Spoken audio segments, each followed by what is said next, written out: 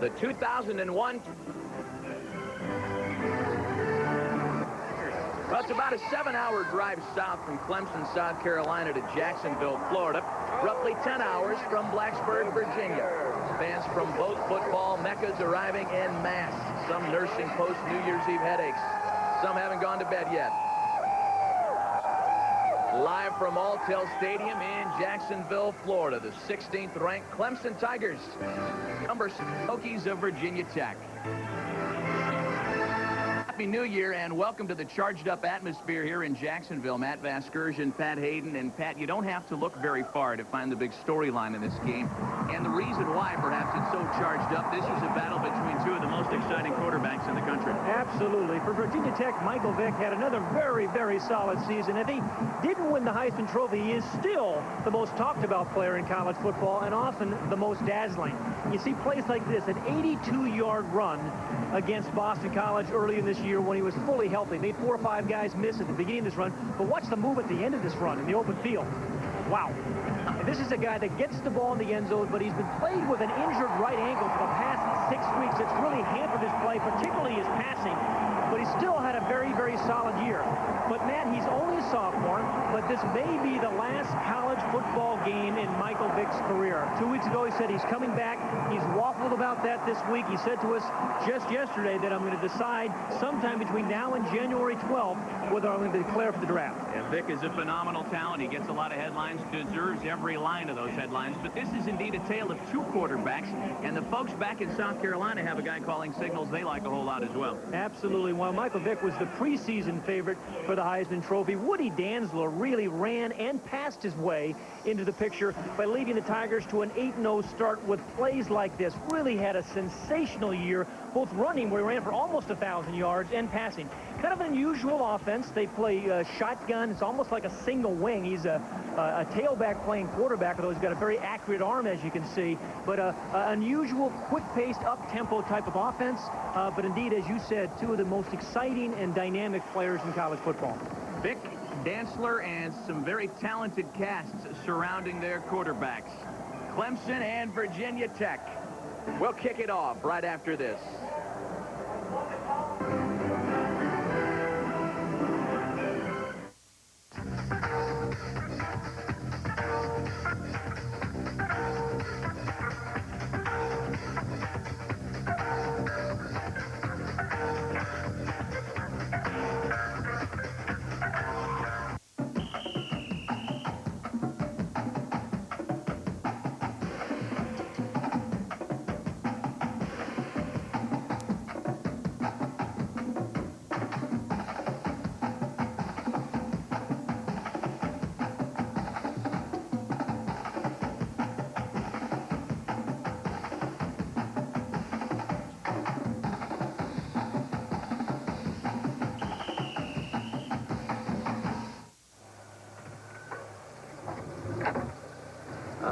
Briefcase. Need new tires? Our 35,000-mile tires are 4 for just 99 bucks. Pep Boys, one more reason cars like us, people love us. You know, you never know when you're going to get injured and miss work. That's why I have that supplemental insurance. What supplemental insurance? Aflac. It's the one that pays you cash for things like lost pay and other expenses. Want one? Aflac. Just ask about it at work, all right? What did you say I was? Aflac. Without it, no insurance is complete. On behalf of Toyota, our dealers and team members, I'd like to welcome you to the 2001 Toyota Gator Bowl. We're proud to sponsor this New Year's Day Classic for the 6th consecutive year. Support of this event is one way our company can advance the cause of higher education and help develop the future leaders of America. Toyota salutes the Virginia Tech Hokies of the Big East and the Clemson Tigers from the Atlantic Coast Conference for earning the right to compete in this fantastic 56th annual Gator Bowl Classic. From our families to yours, we offer our best wishes for a happy, healthy, and safe New Year. Welcome back to Jacksonville, where it is an unseasonably cool 45 degrees. A little cold snap all over the state. Certainly in the north part of the state, there's a little bit of wind that has not deterred this enthusiastic crowd. Let's go down to our own Lee Rehrman, who's with Coach Frank Beamer. Well, Matt, it's piping hot down here. And, Coach, Lee Suggs came from nowhere to lead the nation in scoring this year. But Michael Vick is back from the ankle injury, ready to go. Who's your go-to guy in the red zone, partner? Well, it's both those guys have got to be very instrumental in our attack, and hopefully those are going to work in too.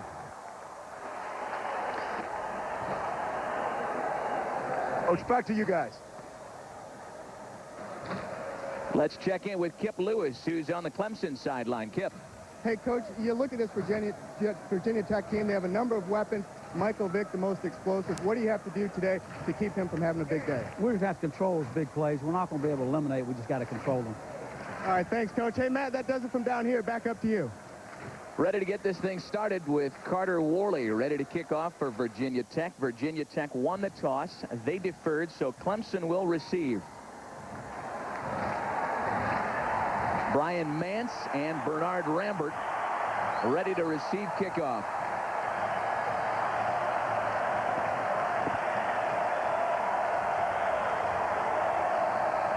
And the 56th annual Toyota Gator Bowl is underway. That's Rambert taking the kick. Up ahead to the 10 to the 15 with a little seam. Finally brought down at the 25. Let's set the Clemson Tigers offense.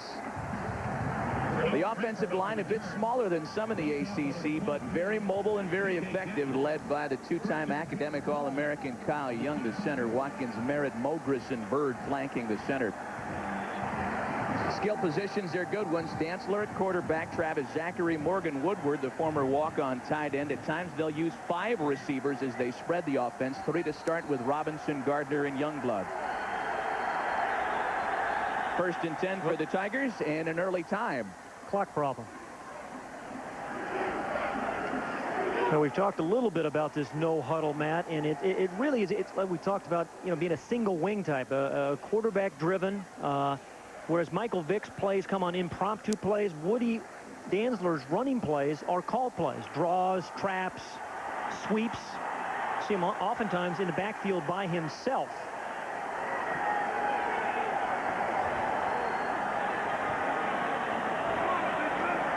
Officials getting the play clock situation straightened out. All right, 1st and 10 for the Tigers as they start things at their own 25. Dantzler in the shotgun. That's Zachary with him in the backfield. Being chased. Dantzler having to scramble around early back to the line of scrimmage. And finally brought down by defensive end Lamar Cobb. The Tech defense, a good linebacking core with the aforementioned Cobb, Chad Beasley, Dave Pugh, and Nathaniel Adibi, the redshirt freshman. Linebackers in secondary, Summers, Housewright. Ben Taylor leads the team in tackles. Hardy, Bird, Pyle, and Roniel Whitaker, the nephew of boxer Sweet Pea Whitaker. 2nd and 9 for the Tigers. You do know those boxers, don't you? A little bit about the boxers. Yeah. Again with Zachary in the backfield. The hand is Zachary with a little hole up the middle, up ahead to the 31. Travis Zachary, you mentioned 1,000-yard season, actually a little over 1,000 yards, but really a very good receiver for the Tigers. 27 catches on the year. And today, I think Clemson will actually feature him a little bit more in the passing game, particularly when they get inside Tech's 15-yard line as a receiver. They think they have some good matchups. 3rd and 4 for the Tigers. Again, it's Zachary in the backfield with Dantzler. Throwing, and it's knocked away by Jake Housewright. Well, it forces a Clemson punt, and Virginia Tech, for a couple of years now, have really done an unbelievable job of rushing the punter. But, Clemson's one of those things when the team rushes the punter a lot, you think you'll have an opportunity for a fake punt at some point in the game. Clemson 3 and out in their first possession as Jamie Semany's on to punt it away.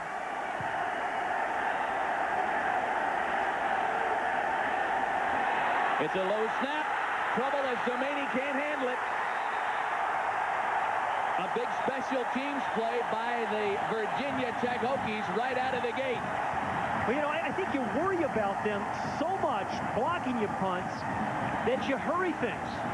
Low snap by, I think Henry Owen was a snapper, a double bouncer. And oftentimes, you know, in bowl games too, Matt, you see a lot of mistakes in the kicking game. It's like an opening game, a first game of the season. Low snap. And again, they're going to put pressure on punters and kickers all day long. First and 10 for the Hokies as they take over in great field position. Vick, the left-handed quarterback, back, looking at pass, and it's complete to Jarrett Ferguson. One play into it offensively, and the Hokies are on the scoreboard. A 23-yard touchdown pass from Michael Vick. Yeah, he can really flick it. Not a lot of wasted motion. And Jarrett Ferguson, you know, a former walk-on. He is the fullback, number 27. And again, matched up on an inside guy, like the matchup, well-thrown ball, kept it away from the defender. And Jarrett Ferguson, you know, he's a blocker primarily, but a good receiver as well. Carter Worley's extra point is good. Don't bend over to pick up any change that you might have dropped on the floor last night, because it can happen pretty quick. Tech 7-0.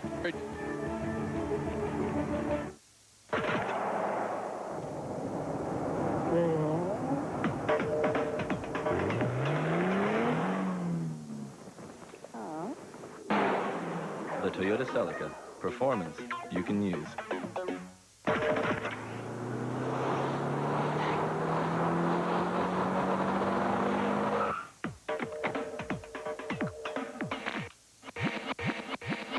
The Toyota Celica. Performance you can use.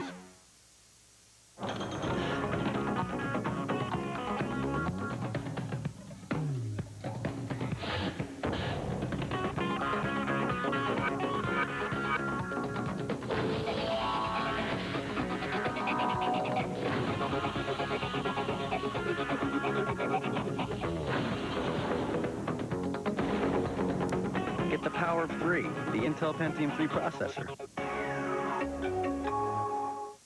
The greatest in the world. Ready to take on the NBA's greatest? Use 1-800-CALL-ATT for collect calls for your chance to enter to win the ultimate NBA fan experience. Woo! You could win a trip to NBA All-Star 2001 with VIP seats, access to private parties, and a chance to hang with an NBA star. Just drive it right down the center. 1-800-CALL-ATT. The more you use 1-800-CALL-ATT, the more chances you have to enter to win a trip to NBA All-Star 2001. You can't stop me. You gotta be kidding. The 2001 Gator Bowl is brought to you by Toyota. More choices, better selection. Experience Toyota today.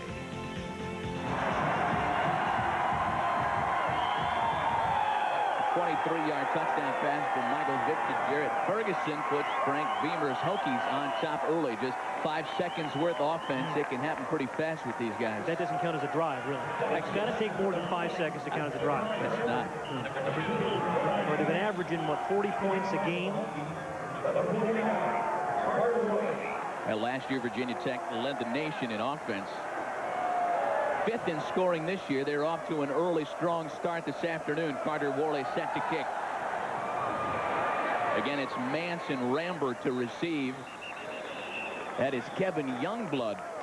Kevin Youngblood calling for the fair catch, and the Clemson offensive unit will take the field once again. 3 big weapons on this Clemson offense. That's Rick Stockstill, the receiver coach there, sending his team out. But you got Woodrow Dantzler, the quarterback. Big receiver in Rod Gardner, number 23. And then Travis Zachary, whom we've spoken about a little bit too. So 3 guys who can really change the nature of a game. The fake to Zachary. Dantzler kept it, and he's taken down by Lamar Cobb once again. At defensive end, Lamar Cobb's already made 3 tackles today. Yeah, they call his position the stud position, and Bud Foster, the defensive coordinator for Virginia Tech, was saying, hey, our defensive end positions, you know, Lamar Cobb and then Nathaniel Adebe, have really created a lot of plays this year. A loss of 3 on the play, 2nd and 13 now for the Tigers. Terry Witherspoon, a fullback in the backfield, along with Zachary, who gets the hand, and not much doing there. Jake House right on the play, and Chad Beasley. Those two guys are cousins teaming up for that stop. Travis Zachary, a very good running season, scored 17 touchdowns, really good inside the 15-yard line, but they need some plays out of him in the passing game today in particular. 5 receivers for Dantzler out of the shotgun. That's Zachary in motion. Taking every moment on the play clock. Dantzler dumps it off. That's Zachary. They like to use him out of the backfield. Nothing happening this time. Yeah, the linebackers of Virginia Tech are making some plays. That time, House right. Lamar Cobb, the defensive ends, made a bunch of plays you've talked about, Matt. And then House right there read that screen perfectly. And again, this is the situation. This punt situation has been a problem for all of Virginia Tech's opponents, really, for the last couple of years. Frank Beamer, the head coach, is the special teams coach. Jamie Sumani already with his second punt of the afternoon. Roniel Whitaker back to receive for the Hokies. Got a bunch of guys up there. They like to bring a lot of people to the Hokies. Nick Sorensen, one of the defensive leaders in there, changing things around. Here they come around the ends, and Sumani gets it off. Whitaker at his own 40. Brought down by one of their leading special teams tacklers, Rodney Thomas. Virginia Tech on offense once again when we come back. 7-0 Hokies. At their own 43. This is my grandpa. Give him good food and good people, he'll charm you all night. So we took him to the Olive Garden for their chicken scampi. It was perfect. Pasta and sauteed chicken covered with this rich garlicky sauce and all this for $8.95. Olive Garden. When you're here, you're family.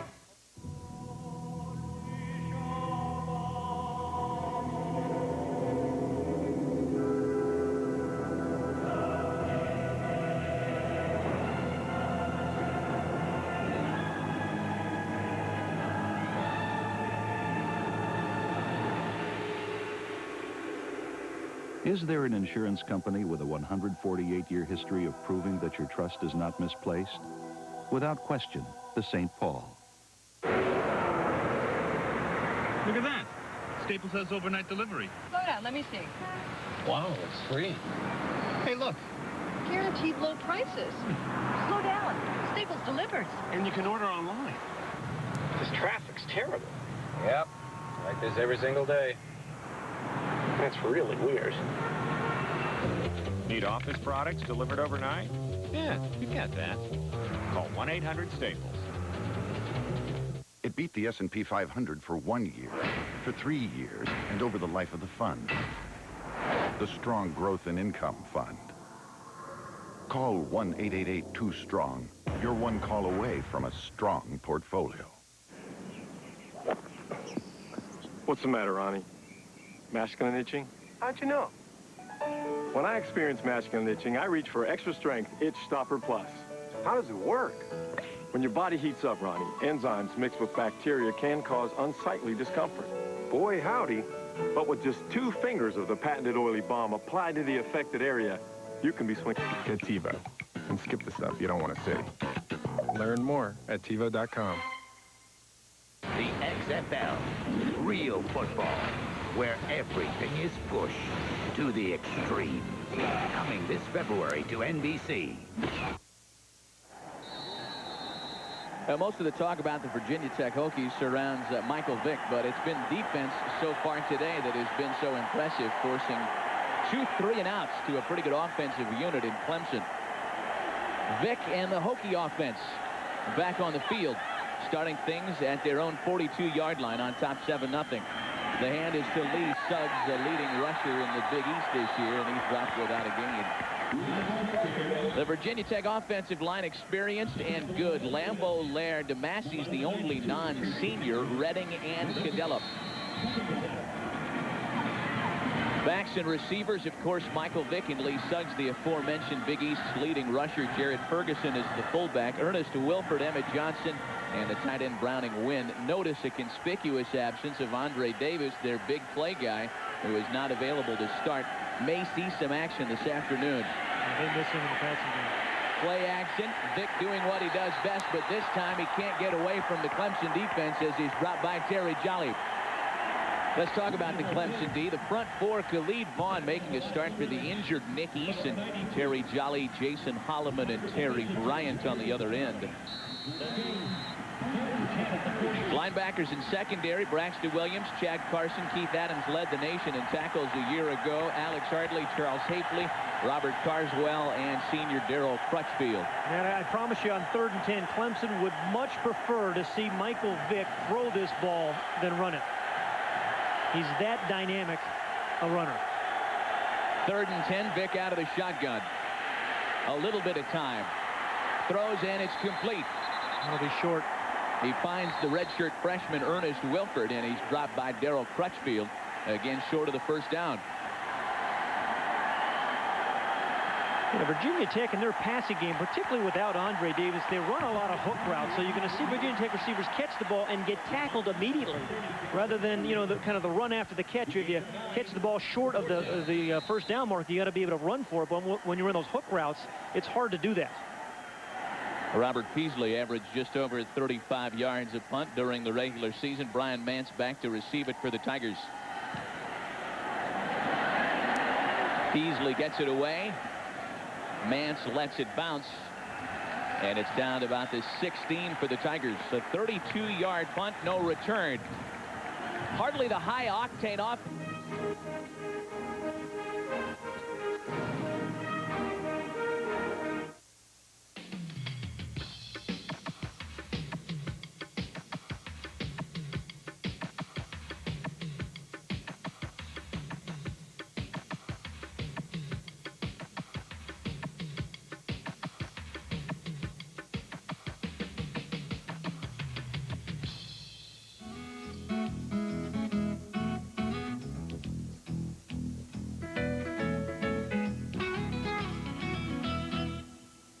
Superstitious? It's a little bit strong. I mean, I do whatever I have to do to help out the team. Let's say you got a tie game, full count. Nobody's on. If I can eat a whole hot dog before the runner gets to first base, then he's coming home. In case of high-scoring games, Rolaids. Rolaids starts to neutralize acid in less than 10 seconds, getting you back on your game fast. Nachos, of course, are the key to a great double play. Rolaids, R-O-L-A-I-D-S, spells relief. You know that grand slam last week? As soon as he hit 30, Dad started losing his hair. I had it when I needed it. So I knew it could be in the cards for me. And at the first sign of fallout, I checked it out with a dermatologist. And he said Rogaine every day, right at the source of the problem. I've used Rogaine for 2 years now, and I don't see any difference. And that's the idea. You keep the hair you have. Rogaine, recommended more by dermatologists than any other treatment. It's stronger than heredity. Mr. Roberts called and wanted to take money out of his account. Yeah, well, to be honest with you, I am ready to trade online. Now, I said, you know, we can do that for you. Wait a minute, Fidelity? Trading? You mean brokerage? I told him, sure, just go to powerstreet@fidelity.com. Fidelity.com, the site ranked highest in investor satisfaction by J.D. Power and Associates. Sounds like everything I'd be looking for. Oh, and one more thing. When you're ready to try wireless trading, you let us know. To invest, call, click, or visit Fidelity. Tonight, discover the difference between a mystery and a miracle. This cloth is healing people. All new mysterious ways, NBC tonight at 8/7 Central. Brian Boitano, Christy Yamaguchi, and Dorothy Hamill star in a special for the entire family. Imatrex presents the Brian Boitano Skating Spectacular, next on NBC. Woody Dantzler had a terrific season. These are his passing numbers from this year compared to last, but you know, the 58% completion average, which is really spectacular for a guy who runs the ball as well as he does. And we mentioned almost 1,000 yards in spite of really the last 4 games, his ankle being really injured, not being able to cut as well as he once did early in the year, but a terrific year as a runner, but still the consistency as a passer. 2 3-and-outs so far for the Clemson offense as they try to get things going with a handoff to Travis Zachary. Nothing doing. Yeah, they get stout inside. Oof. Nathaniel Adibi, the redshirt freshman who tied for the team lead in sacks during the regular season, making the tackle. Yeah, Adibi, number 83, one of those guys that really came on the second half of the year in particular for the Hokies. 2nd and 10 for Dantzler and the Tigers. Again, he's got Zachary in the backfield with him out of the shotgun. They like to use Zachary as a receiver. Dantzler tried to run it and gets nothing. Dave Pugh, the all-Big East defensive tackle, making the stop. And you know why he's all Big East? Dave Pugh, number 71, is so quick off the ball. I don't know if you remember the very first play of the game. His first couple of steps are incredibly quick. I mean, he's 271 pounds or so, but he runs a 4.6. He's that kind of guy. But really, really quick in those first couple of steps. He disrupts a lot of plays. Loss of 3 on the play. 3rd and 13 for Dantzler and the Tigers. Working with 5 receivers out of the shotgun. Avoids Lamar Cobb, but he can't get away from Nathaniel Adibi. Virginia Tech's defense has played very well thus far in this game. And you mentioned, everybody talks about their high-powered, high-acting offense and Michael Vick and Suggs and all those kind of guys. When you have your defense play as tough as this, your offense is going to continue to get good field position. It was Lamar Cobb that put the initial pressure on Dantzler. Punting unit on the field. Somaini's got to punt it from deep in his own territory. End-over-end kick, bouncing across midfield and trickling to the 41. That's where Virginia Tech will take over when we come back. A 41-yard punt by Somaini. Vick in the Tech offense heading back to the field. We're watching the...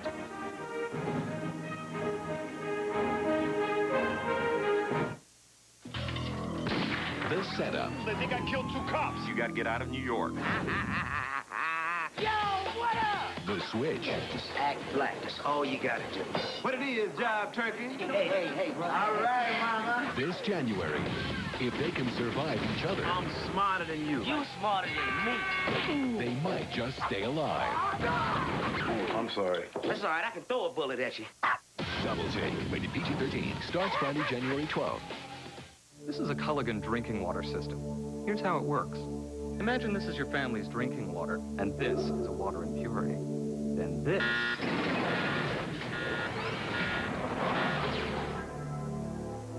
is a Culligan drinking water system.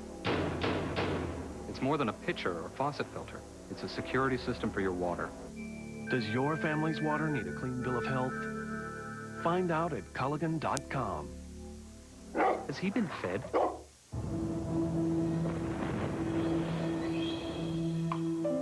It's times like this, you're really glad you have a State Farm agent. And State Farm's National Catastrophe Team, there at your side. Uniquely trained professionals who are on the scene, often in less than 24 hours.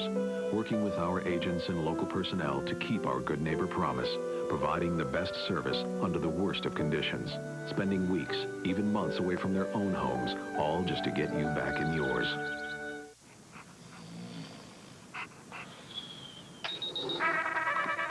Dudley, get the paper.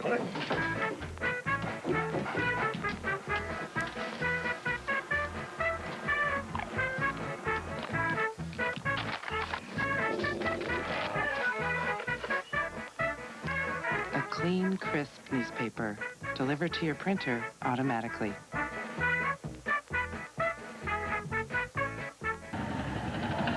Frank Beamer and his Virginia Tech Hokies on top 7-0. Beamer has his Hokies playing in their 8th consecutive bowl game this afternoon. Well, you know what that means? His recruiting is getting a whole lot better. We talked to him about that yesterday, and he said, the top 4 recruits in the state of Virginia, 3 of them have already committed to Virginia Tech, so he's getting a lot more quality players at Virginia Tech than he did 4 or 5 years ago. Frank Beamer won 8 Coach of the Year honors last year. He felt as though he's done a better job coaching the Hokies this season. With a lot of loss to graduation, some injury situations. Here's Vick on 1st and 10. Avoiding defenders, and there he goes. Across midfield. The improvisational skills are about as good as they get at any level of football. I was talking to Reggie Herring, the defensive coordinator for the Clemson Tigers, says, he's back in the shotgun. We just hope that he throws it. Because you really worry about plays like this. Top of the show, we saw the 82-yard run against Boston College. He's done it for the last 2 years when he's been healthy. Injured right ankle in the Pittsburgh game, in their 8th game of the season. He told us yesterday he's got kind of a double wrap on it, and he's wearing a brace. But when he is healthy and entirely healthy, he is something sensational. He's got a long way to go as a you know, a passer. You know, he's not a polished passer yet, but he can develop that. Measuring for the first down, the chain gang on the field. And the Hokies are just a bit short. That'll bring up 2nd and 1 for Virginia Tech. A lot of big plays in Michael Vick's career. Still a young quarterback, but boy, look what he's done just this year. That didn't even count the incredible year he had a year ago. But 7 of these big plays over 45 yards at least. 4 of them in the rushing game, 3 of them in the passing game. Again, sometimes not terribly accurate throwing the ball, but he's going to develop with that very good deep ball. But he's got a real quick release, an exceptionally strong arm. You know, you watch enough tape of Virginia Tech, you see receivers dropping the ball some, even if they're right on the numbers. And Frank Beamer said to us yesterday, a once-in-a-lifetime player. I'd like to live a little longer, maybe get 2 guys like that. 2nd and 1 for Vick and the Hokies. Handoff is to the backup tailback, Andre Kendrick. Surging ahead for the first down. Brought down at the 46-yard Kendrick kind of rolls in there for Lee Suggs, and Kendrick, number 4, smallish, you know, at 5'7", 175 pounds, but, you know, tough, real quick cutter. You know, hard to see, hard to tackle, hard to knock off his feet. 1st and 10 for Virginia Tech as they have passed midfield.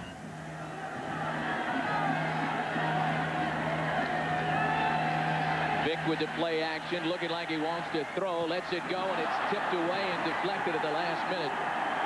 Darryl Crutchfield on the coverage. A Jacksonville native playing his final collegiate game here in his hometown makes a big play for the Tigers. And what a good play for Darryl Crutchfield. A guy that's really struggled some this year. Number 30 is Crutchfield. You know, the one corner, Alex Ardley, has had a terrific year, trailing on a crossing route, has the closing speed there. But we spoke with Robert Carswell, the free safety. He said to us yesterday, Crutchfield is really kind of gaining his confidence back. And he was hurt, you know, beaten earlier in the year, but good play there by Crutchfield. 2nd and 10 for Virginia Tech. Looking for Kendrick as Vick dumps it off, and he's got a seam. Kendrick brought down by Terry Jolly. Vick's pass complete to number 4. A gain of 6 for the Hokies. You know, sometimes you look at Virginia Tech and you think about Michael Vick's brilliance and you get fooled, or you think they're kind of a finesse team, but really they are a tough, physical, and balanced football team. I mean, they're primarily, Frank Beamer's teams are really tough, and they're primarily running teams, in spite of Vick's unusual talents. The Hokies broke their own Big East rushing record this year, rushing for almost 3,000 yards as a team, and there's all kinds of movement along the line. Terry Jolly was basically in the Tech backfield. Reggie Herring, the defensive coordinator of the Tigers.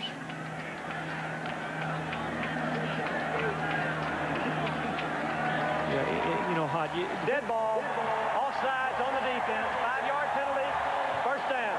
Defensive coordinators like Reggie Herring, from the very first day of camp, tell the defensive linemen, don't listen to the snap count. Watch the ball. But inevitably, they listen to snap count, jump offside from time to time. You know, and Vick did a good job there of waiting for the 3rd and 4, 3rd and 5 situation too, Matt, to use that cadence. Sometimes guys waste that on 1st and 10 or 3rd and 10, but 3rd and 4, you pick up a first down. So 1st and 10 for the Hokies. Vick changing the play. Back to pass, and he's got a receiver that's short of a first down. Another hook route. Remember we talked about those hook routes? Emmett Johnson with the catch on the play. Emmett Johnson's kind of emerged for the Hokies this year, number 18. Started every game, ended up being their leading receiver, largely because of the injuries, because of Andre Davis. But this is the second hook route you've seen. Straight down, you push the defender out to catch it, but oftentimes you're tackled right after you make the catch. And it's a good, safe route, but you're not going to break many tackles often with those kind of routes. Johnson, a Sugar Bowl starter from a year ago for Virginia Tech. It's 2nd and 4 now for Vick and the Hokies. Play action once again, looking to throw it down the right side. He decides to keep it himself, and he's tripped up around the 19-yard line. Keith Adams made the play for Clemson. finalist for the Butkus and Bednarik Awards, a guy who led the nation in tackles a year ago. You know, Keith Adams kind of plays like a rock slide. You know, he just kind of keeps coming after you, getting good pressure on Vic. Still love to see him throw it. And again, then you have to be able to recover. You say, you know, why don't they mirror Michael Vick? Well, if you had a guy that was good enough to mirror him, he'd be playing quarterback for you, right? We wouldn't put him on defense. He's just a very difficult guy to mirror.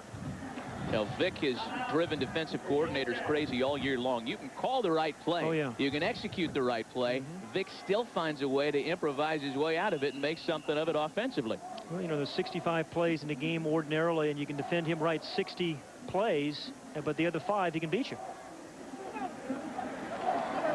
Log on to msnbcsports.com for in-depth coverage of all the college bowl games. Check out special interactive features comparing Virginia Tech's Michael Vick to college football's other top quarterbacks and peek ahead at the surprise players for next season. Plus, see if you can outscore a friend by playing our bowl match game quiz. msnbcsports.com. It's easy for me to say, the official website of NBC Sports. I knew I shouldn't have had that peanut butter this morning. Yeah, I tell you. Well, how about the yards? It has been real wonderful for Clemson just yet. And really, I think it's been good defense by Virginia Tech rather than kind of faulty play by the Tigers. I mean, really good, particularly up front for Virginia Tech. 3 and outs. That's all Frank Beamer's defense gave up to Clemson early in the first quarter. And this is a pretty good offense you're talking about when you talk about the Clemson Tigers. Oh, yeah. 10th in total offense this year in the nation. You know, they set 35 records on offense this year, Clemson did. So 1st and 10 now for Vic and the Hokies. He's got Kendrick as the tailback once again, the reverse. It's Emmett Johnson. And he's got a little room to run before being dragged down by Charles Hafley. You know, the tight end, Bob Slokowski, number 87, Slokowski, excuse me, did a nice job of really cutting his guys to give Johnson a little bit of a room there to pick up the 5 yards, because it looked early in that run he was going to be tackled for a loss. And he's coming from the top up here around the end. Here's the tight end, Slokowski, staying on his man. At the end, he cuts him, and that allows Johnson to turn that corner. Good block. 6th play of the drive for the Hokies. 2nd and 5 for Virginia Tech. Again, the tailback is Kendrick. We have not seen a lot of Lee Suggs. Instead, the hand goes to the fullback. That's Cullen Hawkins. Hawkins got only 12 carries during the year. He gets one here in the first quarter of this Toyota Gator Bowl contest, and that brings it to 2nd down for V-Tech. Well, you know, Matt, what Virginia Tech does a lot down here inside the 10 is fake that pitch to Suggs or to Kendrick, the other tailback, and then just kind of slip the ball to the fullback after the linebackers have kind of run out of there. But, you know, you got to think their tailbacks, particularly Suggs, Kendrick is in now. This is where they've been particularly good, down inside the 10-yard line. Check 1st and goal at the 9 for Virginia Tech. They've got 2 tight ends in the game now offensively.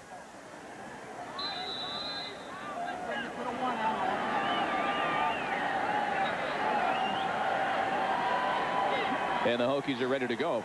It looked like Vic wanted a timeout, but he's back to the line of scrimmage again with the double tight end formation. And again, it's Kendrick in the backfield. We have not seen a lot of the Big East leading rusher Lee Suggs. Kendrick gets the handoff. Not a lot there, up to the 7-yard line. Okay, the way Virginia Tech defense is playing, I think it's important for Clemson's defense here to kind of at least force a field goal and not give up a touchdown. So far, Clemson's offense has just not been able to get anything going.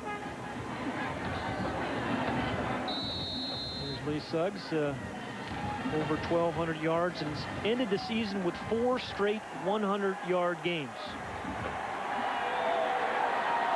Suggs rushed for over 1,200 yards during the season. One-on-one up here. Again, it's Kendrick in the backfield. The hand goes his way. Keith Adams is there to say hello. Gang tackle shy of the 5. Keith Adams says hello to a lot of ball carriers. You notice that, number 43? The guy, he is, you know, absolutely, totally committed to football, a kind of guy that and yet he's real consistent right here, number 43. He kind of just fights off that block. That's a good play by Adams. You know, he's small and compact, or short and compact, 5'11", 220 pounds, takes on that lead blocker, but then doesn't get caught up in the block and is able to make a stop. Good play by Adams. You know, again, this is still where you worry about Vic and a quarterback draw, a sprint out, anything. But you still have to cover these 3 wideouts. 4 receivers now for Virginia Tech, and Vic wants timeout to think about it. Saw something he didn't like defensively by the Tigers. And I think it's a smart play on 3rd and goal to use a timeout there. You want to be absolutely certain. Now Virginia Tech with a chance to go on top 14-0 in the first quarter of play, and Frank Beamer is going to talk to his quarterback about this scoring situation. Been a rough start to this ball game for Tommy Bowden. Took over a 3-8 team a couple of years ago. Led the Tigers to 6-6 last year and a Peach Bowl appearance. They went 8-0 to start the season in the 2000 campaign before suffering back-to-back conference losses. It's been a very good second season at Clemson for Tommy Bowden. And this is the second time that Tommy Bowden's done this turnaround program. Every turnaround, that Tulane program got them to an undefeated season a couple of years ago, and has done the same thing here. And he said to us this week, you know, I have a pretty good mentor in my father. Bobby Bowden down at Florida State. He says I learned some patience from him and not to overreact. But he's got a system. He's got a plan. You know, like his father, he likes to spread the team out. You know, his offense, spread the offense. But where his father will spread the offense and throw the ball a lot, what Tommy likes to do is spread it and run it. But they haven't been able to do that much yet today. Now, nothing was handed to Tommy Bowden, 19 years as an assistant. Nothing has been handed to him easy here this afternoon. Vic and the Hokies trying to hand him another Virginia Tech touchdown. Vic takes it out of the shotgun. He's going to do it himself. No problems. Thanks for asking. 6-yard TD run by Michael Vick. You kind of get the feeling watching Michael Vick that he could be a star tailback, certainly as a star quarterback, maybe even a wide receiver. And he might be a first-round draft pick in 3 different positions. They say that Michael Vick runs a 4.2340. He didn't need to go this far, nor did he need to go this quickly to make this touchdown. He is a unique combination of skills.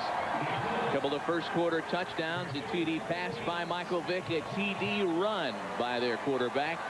And the Hokies go on top by a couple of touchdowns. Well, it's really, Virginia Tech, it's really been set up by their defense. Where their defense allowed their offensive line first to do their part. They've done a very good job. Really good offensive line for the Hokies. It was supposed to be kind of an option play. He was taken away. The pitch man was taken away. Good downfield block by Emmett Johnson. And Michael Vick dances in the end zone. So 1 touchdown throw, 1 touchdown run. And you see why Michael Vick is the most talked about guy in college football. His passing numbers were down this year because of the injuries and because of the injury to Andre Davis. Actually had a better year running the ball this year than he did a year ago. Ran for over 600 yards this season. But he's still a young quarterback. And that's why people say, hey, maybe he should stay in college another year. But as he told us yesterday, hey, this may be my last game. I'm really going to think about the draft coming up. He has to decide between now and January 12th. Boy, those key injuries you talk about, one of the reasons Frank Beamer told us yesterday that he's just as proud of the 10-1 season this year as he was the undefeated 11-0 regular season last year. He's done it without a lot of his go-to guys.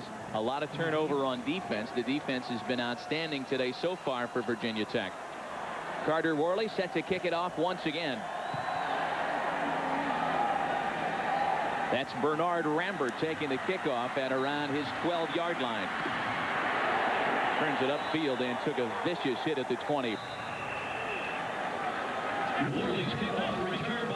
Coming up next on NBC, join Brian Boitano and friends in a dazzling theatrical figure skating show. For the first time, Boitano and fellow gold medalist Christy Yamaguchi and Dorothy Hamill share the ice in a spectacular number. That's the Brian Boitano Skating Spectacular, next on NBC. Woody Dantzler and the Tigers back on the field for 1st and 10. Nothing but 3 and outs so far for Clemson. Yeah, and it's kind of changed the formation. They're taking the direct snap from the center, and they brought a fullback in, Terry Witherspoon, for the very first time. Play action. Up in the air looking for Rod Gardner. Nobody close to that one. David Pugh, number 71 again. Now, we talked about his first step. All Big East performer. Grew up on a family farm, kind of slinging bales of hay. You know, this is a guy that really, we said that first step makes a guy miss right there, 71. Used to throw about, they say, 1,000 bales of hay a day. Now, I know you're a California guy. If you had done that, you would have looked a little bit more like David. I can't identify with that at all. You've never seen a bale of hay. They'll get you good and country strong quick. Forget about the gym. Well, you know, it's great when you can have a disruptive guy inside. You know, there's a lot of disruptive guys that play defensive end, and you have blitzing linebackers. But when you can get a defensive tackle like Pugh to do that, you got something going. Substitution violation on the offense. The receiver never got in the 9-yard mark. The penalty is declined. It'll be second down. It's interesting. Tommy Bowden was saying to us this week that this offense, which they've run for the last 4 years, 2 at Tulane and 2 here, developed by himself and Rick Rodriguez, you know, never had a delay of game penalty called against them. The plays all come in from the sideline, and all the players look to the sideline to get the signals. 2nd and 10 for the Tigers from their own 26 out of his shotgun. Dantzler looking for the sideline. There's Rod Gardner up ahead for the first down. And that's what they needed. That's what Woody Dantzler needed. Just that first down, and the crowd reacts. And now, finally, Clemson can get that hurry-up 2-minute drill-like offense together. They really haven't had a chance to start it out all day. But look at everybody's looking over at the sideline. There's that's Brad Scott, the offensive coordinator. He calls it down to Rick Stockstill, the sideline coach, who signals the play to the quarterback and all the wide receivers and backs. After the 13-yard pass completion, 1st and 10. In the backfield with Dantzler is Travis Zachary. Dantzler keeps it. And looking for some place to go and nothing doing. Up ahead for a few. David Pugh in on that tackle once again. Tommy Bowden's offense is designed to do is get these guys in open space. And there's Brad Scott, the new offensive coordinator, took over for Rick Rodriguez, who went to West Virginia. That's Rick Stockstill, the wide receiver coach. Clemson trying to get the offense started. A hand is to Travis Zachary, who's out to the 46-yard line as the final seconds in the first quarter tick away. Well, it's been a quarter of Michael Vick in Virginia Tech's defense. The one throw. Then a dancing Michael Vick in the end zone to poke it up. 14-0.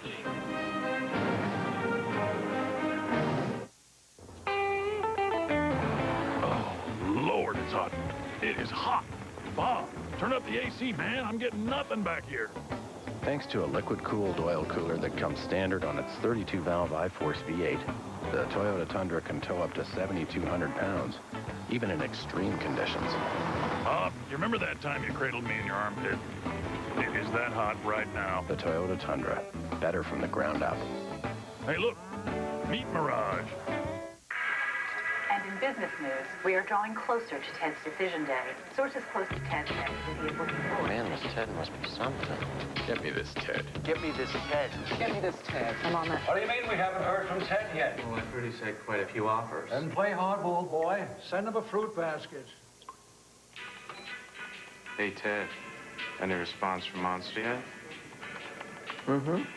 Get your name out there. Put your resume on Monster.com. Is your dandruff sending the wrong signals? Get Selsun Power. Doctors recommend Selsun Blue. So don't send the wrong signals. Get Selsun Power. The year was 1983, and Danger Kitty released their hit single, Love Rocket. With it came instant fame and fortune. They bought mansions, cars, and the finest women's clothing. But by 1984, the fans left, the fortune was gone, and the dream was over. Desperate for money, Danger Kitty last performed at the Smuggler Bar Mitzvah. Some people just can't live within their means. The Discover card with spending management tools for the slightly smarter consumer. Briefcase.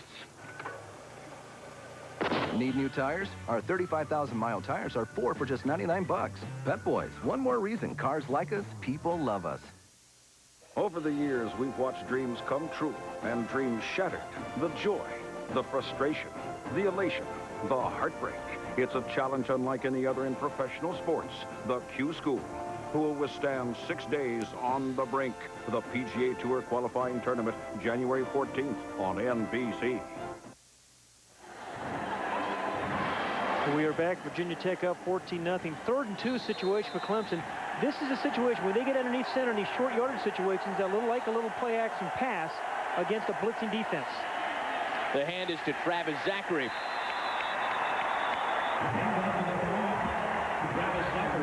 Okay, here's what happens in the way they send their plays in. This is Brad Scott, the offensive coordinator, okay? He sends it into Rick Stocks, the defensive coordinator. The quarterback sees it, but everybody else on the entire offense is looking over to the sideline as well. Not just the quarterback. All the wide receivers, all the backs look to the sideline to get the signal. 1st and 10 for the Tigers. The offense good and spread out. 4 receivers for Woodrow Dantzler. Calling an audible. Woody changing the play, going up top, heading for the sideline for Ron Gardner, and not even close. Gardner wanted a call on Roniel Whitaker. He's claiming contact, but the official's not obliging. Tell you, a nice change of pace by Bud Foss, the defensive coordinator. Roniel Whitaker, number 2, ordinary plays both sides of the field. The ball wasn't in the air. If the ball was in the air, that should have been pass interference. But Roniel Whitaker is going to be matched up on Ron Gardner the whole game. A little bit different defensive strategy for him in this ball game. Tommy Bowden told us yesterday he's got to get the ball to Rod Gardner. Yep. He's got a size disadvantage down there. Trying to work the numbers a little bit. Couple of backs with Dantzler. Play action. He keeps it. And he stopped at the line of scrimmage once again. I think the difference thus far in this ball game, I think, has been the inside guys, the tackles in particular. David Pugh, Chad Beasley, and some other guys they substitute in there. Really stuffing all the inside runs of the Clemson Tigers. Woody Dantzler so far 6 carries, 0 yards. It's a guy who had 4 consecutive 100-yard rushing games during the season. 3rd and 10 for the Tigers. Again, that familiar spread offense. Dantzler out of the shotgun, looking to pass. He's got a man, and it's complete. Justin Watts, one of 2 5-year lettermen in Clemson history, with a big first down for Clemson. You know the last guy? Stumpy Banks, 1917. Yeah. Oh, he could play. Yeah, 1917. Well, but, you know, one of these guys you always say about guys, receivers like Justin Watts, never drops the ball, will catch it, always concentrated on it. You know you're going to take a shot when you're catching the ball over the middle. But look that ball all the way in. Well-thrown ball by Dantzler. 27-yard pass play for Clemson. Oh, that's up here. Hanging one up top, and he's got a man, Travis Zachary, all by himself. Well, at the very beginning of this broadcast, we talked about Travis Zachary being a receiver, perhaps more than a runner today. When they got down in scoring territory, well-designed play by Brad Scott, the offensive coordinator. You know, you roll your quarterback to one side, all the action goes that way, and then you bring Travis Zachary the other. Zachary's coming over here. There he is, all alone. And finally, the South Carolina folks with something to get loud about. Aaron Hunt on for the PAT. There's a 27-yard pass completion to Justin Watts. 23-yard touchdown score to the man coming out of the backfield, Travis Zachary. And Clemson's on the scoreboard. You knew this offense wouldn't stay quiet for long. Clemson on the board, a 7-point game. Rush to Radio Shack for remarkable compact computer clearance deals inside. Every compact is on sale, from laptops to the exclusive Creative Learning Series. Designed to help your kids do better in school. Get up to $300 in rebates and savings. Sign up for easy, reliable MSN Internet access from Microsoft. And save up to $400 more. Hurry, sale ends soon. Get up to $700 in rebates and savings on compact computer systems. Radio Shack, you've got questions, we've got answers. One's visual, and you have the lead on the right. Okay, got the lead on the right. Lights on. Left 9 now. Now we go. You got the airspeed on me. Visual. Oh, there you are. Darn, I was hoping you wouldn't see me. Yeah, it's my turn to gun track. Let's do that one again. Okay. Just in case you didn't catch the number the first time.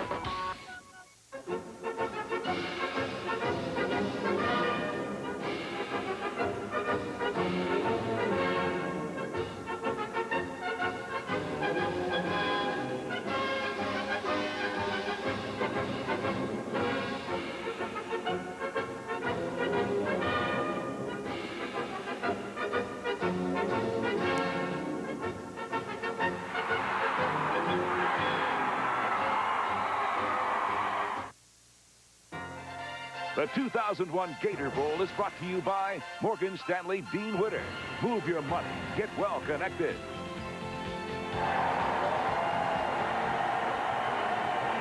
Well, the Clemson Tigers did not trail in a game during the regular season until week 4 of the year. They finally get on the scoreboard here. Their first 4 possessions were not pretty. They finally got that hurry-up offense going, the 4th possession of the day. Yeah, I think it was that initial first down that really got them over the hump. A quick pass to Gardner. And, you know, right back in the ballgame. We talked about Virginia Tech being explosive, you know, averaging 40 points a game. Well, the Clemson Tigers averaged 35 and set 35 offensive school records this year, so they're pretty dynamic as well. Tony Lazare is set to kick it off for Clemson. That's Andre Kendrick. Overran it a bit. He's got to take things and start it at his own 1. Oh, he's got something now. Misses some tacklers, and he's still on his feet. 1 man to beat.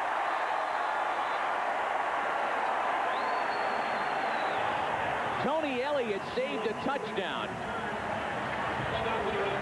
Boy, what looked like a pretty Bush League play by Andre Kendrick almost turned into a 99-yard touchdown return. You know, but how many times have you seen this on a kickoff? You think the timing is disrupted, but I think guys slow down in the rush lanes, or they overrun the play.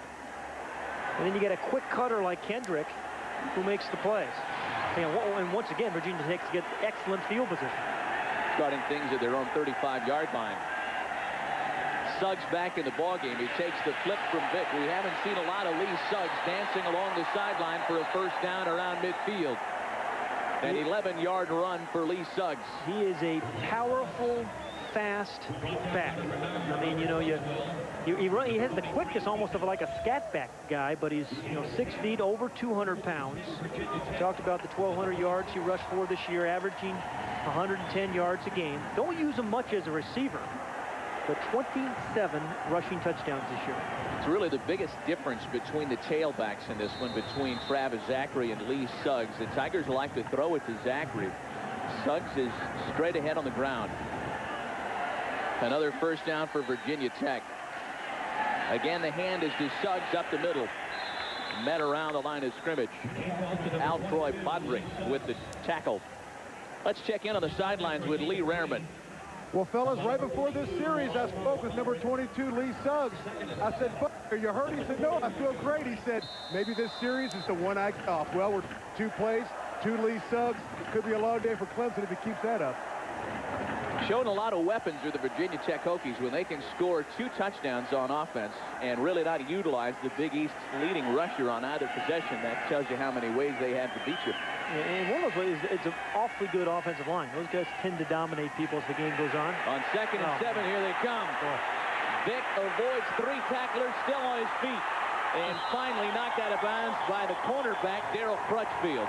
Now there's a perfect example of a linebacker. A linebacker, not talking about, you know, a defensive back that had a clean shot at Michael Vick. I thought it was Braxton K. Williams. The guy off the corner. It is Williams, number 48. Now again, he's a linebacker, strong safety type is Williams. But a clean shot at Vick, and you forget how strong he is. I mean, he's over 200 pounds at 6'1". He's 214 pounds. You talked about his speed, but he can really hurt you if you let him outside of containment. Linebackers so important for Reggie Herring's defense here against Michael Vick. 1st and 10. Vick audibilizing, changing the play. A couple of wideouts. Running out of time on the play clock. He just gets it off. The hand is to Suggs with some room along the left side. 1 man chasing. He's finally dragged out of bounds by Robert Carswell. Great audible by Vick. Smart play, and then a terrific cut by Lee Suggs. You know, Williams coming off the corner again, number 48. Watch him. And then Suggs is going to come right inside him.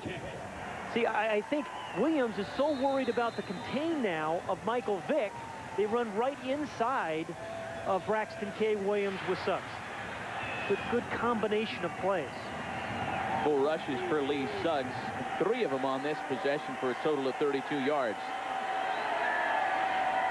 An 18-yarder by Suggs, 1st and 10. The flip is to Suggs. This time, a number of Clemson defenders in the backfield to say hi. We were talking to Michael Vick a little bit yesterday. We got to watch a little bit of the Philadelphia game as we were watching that, Matt. We were watching Donovan McNabb, and he kind of smiled when McNabb ran for a score and kind of envisioned himself being that kind of player. Indeed, he is. Well, you talked about it during our open, Pat, the fact that Michael Vick has until the 12th of January to decide if, in fact, he'll be a Hokie again next season or if the pros will come calling. And he said it didn't really depend on how he played, how well or badly he played this game, whether he's going to make that decision. Makes a pocket for himself by dancing backwards, spinning, and finally dragged down. Rodney Thomas, the backup middle linebacker, is there. I think he could beat him if he ran backwards and you were running forwards. He makes so many people miss. Yeah. I mean, he makes people dizzy just watching at home on TV with all those moves. But there's sometimes, like, there's a play there when you're in scoring position. Once you get outside the pocket, you know, you got to throw the ball away, avoid the sack, you know, get rid of the ball. They're not calling grounding in college football with the new grounding rule. So you have to know the circumstance of the game. He should not have taken the sack there, should have thrown it away. The loss of 5 on the play brings up 3rd and 17. Tech at 500 in 3rd down conversions, as you see. 2 men in the backfield with Michael Vick rolling, looking for a receiver downfield. He had one, and it's in and out of the fingertips of number 18. Check that. That's number 88, Andre Davis, who we have not seen much of so far. Yeah, he's still limping around. Andre Davis really has been hurt their last 5 ball games, number 88, and a guy, he's right here. But I saw him warming up before the game. He just doesn't quite have it back yet. High ankle sprains bothered him, and it's really affected the Hokies' passing game. Davis was Vick's favorite target from a year ago, so that brings up a field goal situation for Virginia Tech. A 42-yard attempt by Carter Worley is up. It bounces and is no good. Rejected. A bad, hot field goal attempt. And the Hokies are finally turned away on the scoreboard. This is, I don't know, clean living? Something went wrong here. A game of inches, I guess, is what they say, the old sports cliche. Bounced and bounced away. Field goal no good. Still a 7-point ball game. We'll be right back. It is the thrill of minute. But time is almost up on Toyotathon 01. Hurry to Toyota's blockbuster sales event of the year before the great values on Toyota's best are no more. You're in the driver's seat. Get there before the thrill is gone. Toyotathon 01 is January 2nd at your Toyota dealer. Yes. One more time, but this time I'm serious. Sure, let's play for $1. I'm not that serious. Guys, $1 isn't serious. Then you must not know about 10-10-220. Remind me. About 10-10-220. All calls up to 20 minutes, 99 cents. Heck, just 7 cents a minute after that. There's got to be a monthly fee. No. In that case, I'll shoot for $1. Can you do that? Too short. Dial 10-10-220. For people who are extremely demanding, the new Schick Extreme 3. Triple blade performance, pivoting action, a perfect grip. And best of all, after a whole bunch of great shaves, you just serve up another one, which is extremely convenient. The new Schick Extreme 3. Can't believe your parents busted you. No, right? So did they ground you? No. Take away the car? Not even. Cut your allowance? Get this. They took away my phone for 2 weeks. With Messenger service on your MSN homepage, you can now make free long-distance calls from your computer.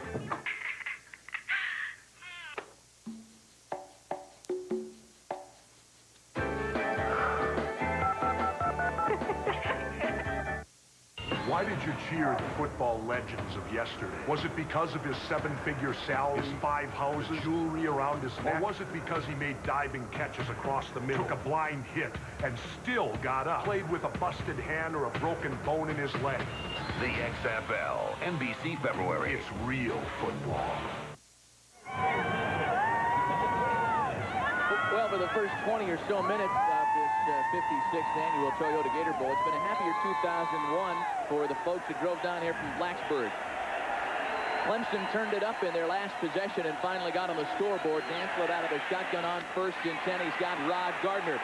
Misses a tackle, still on his feet, still going as Rod Gardner finally dragged down by the senior rover, Corey Bird. That was the only guy between Gardner and 6 points. Well, just a second catch from Rod Gardner, and Tommy Bowden said to us yesterday, we've got to get Rod Gardner, who grew up here in Jacksonville, went to Raines High School, the ball if we're going to have a chance to win. And you see why. You know, a really dynamic runner after the catch, and he's particularly good jumping up in a crowd, using his 6'3" height to gather the ball away from defenders. 2 men in the backfield with Dantzler out of the shotgun. Shovels it to Rambert up the middle. The Tigers have not had a lot of luck running the ball thus far. Prior to this possession, just 12 rushes for 7 yards. Starting to spread things out with the offense now via the pass. Here comes in the play by Coach Stockstill. Everybody looking. You see Rambert, the halfback looking in. All the skilled players look into the sideline, and Dantzler doesn't call it himself. Carries it to the first. On 2nd and 1. That's like a goal line play for the first down. Yeah, once again, Brad Scott up here in the box. There's the signal, but everybody is looking in. Everybody. You can see all those helmets turned towards the right, looking towards the Clemson sideline. Dantzler out of the shotgun once again on 1st down. He's got 3 receivers to his left looking that way, trying to get away from Nathaniel Adibi. He gets away from Adibi and finds a receiver. Jackie Robinson, a high school teammate of Woodrow Dantzler's at Orangeburg Wilkinson High in South Carolina. Boy, Dantzler's come alive. I mean, this is the kind of Woody Dantzler that started his team 8-0 at the beginning of the year. Running, passing. You know, they call him maybe a tailback playing quarterback, but he's a very effective thrower. High completion percentage at 58%. And he can obviously make things happen with his feet. 2nd and 2 for Dantzler.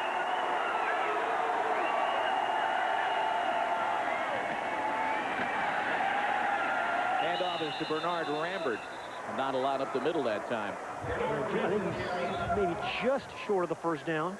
Philip Summers, the outside linebacker, and one of the few returning seniors for the Hokies defensively this year, making a stop. Good shot of the signals coming in. And again, they wanted to get that ball, snapped oftentimes with 15, 18 seconds left in the clock. Rambert, the lone man in the backfield with Woody Dantzler. Oh, it's a fake Tried to surge ahead. He's got Justin Watts wide open, but can't get it to him because Jake Housewright was there to bring him down. Really a clever play. They faked the quarterback sneak and were going for the home run, and Justin Watts, number 6, was wide open for about 4 seconds, but he couldn't get him the ball. Really kind of a neat little play. You see sometimes teams think, spiking the ball. That was a fake quarterback sneak. Ben Taylor also good on that tackle for Virginia Tech. And that'll bring up a 4th and 5 situation. Clemson will spread the offense once again, and they're going to go for it on 4th down. 5 receivers for Dantzler. Gets away from the line of scrimmage. Tacklers. Willie Piles there on the stop, and Dantzler is brought down. It all depends on the mark. We're going to have the chain gang come on and measure for the first down. We'll see if Tommy Bowden got what he wanted. I think it's a little bit shy. Little bit shy. no need for the change. They didn't get it.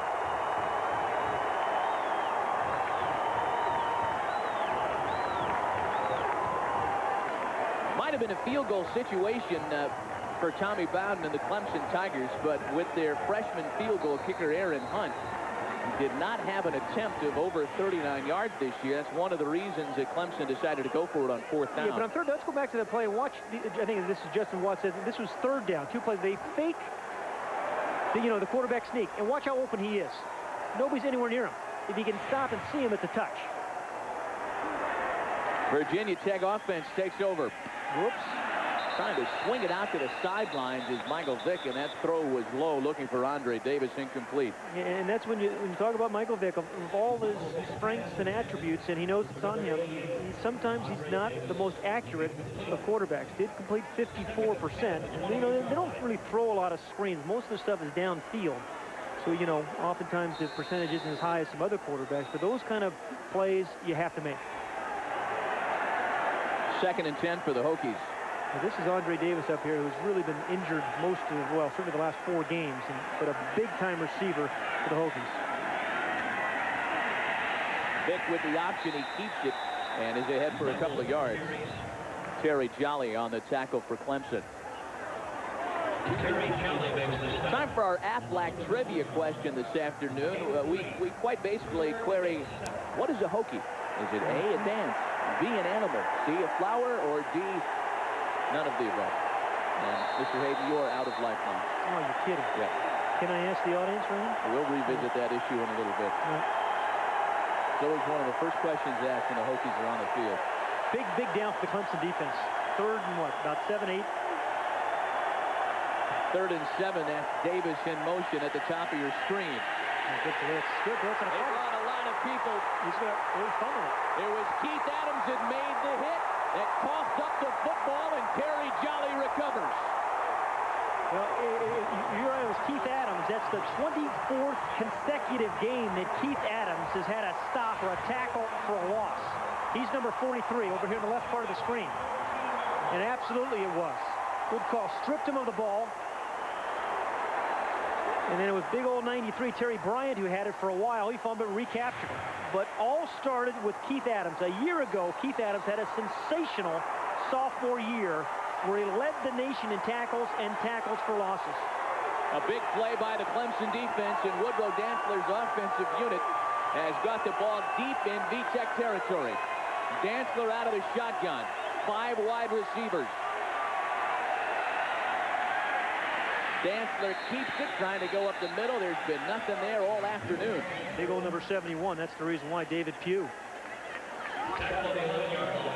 Keith Adams, all Big East Conference, All-American, a finalist for the Butkus and Bednarik Awards this year. He's a good one, and he's a guy that may test NFL waters at the end of the season. He's a linebacker, but he closes like a cornerback. He's got that kind of catch-up speed. 2nd and 8. Again, a lot of targets for Woodrow Dantzler, and that went incomplete. He was looking for Bernard Rambert out of the backfield. The closest man to it was Tech linebacker Philip Summers. Yeah, it's kind of interesting that Zachary, their best receiver out of the backfield, wasn't in on that play, and Rambert was. Both offenses so far this afternoon, Pat, are using the backup tailback quite a bit. And then 3rd and 8 for Clemson. Again, run or pass for this man, Woody Dantzler. Witherspoon and Rambert in the backfield with him. Rambert wanted it. It was looking for Morgan Woodward, the tight end, and Jake Housewright was there to break it up. Again, another clever little play that didn't quite turn out for Brad Scott, the offensive coordinator. He fakes the ball to the swing to Rambert and then tried to hit Woodward, his tight end. Woodward right here on a delay. Watch it. This was a design play, but he got just a little too much, and Jake Housewright's there to knock him away from the ball. Freshman field goal kicker Aaron Hunt on to try for 3 points. Turned 19 on Halloween this year. This will be a 28-yard attempt. It's amazing you know those things. This one's up and through. So the fumble turns into 3 points for Clemson. They continue to chip away. You're watching the 2001 Toyota Gator Bowl on NBC.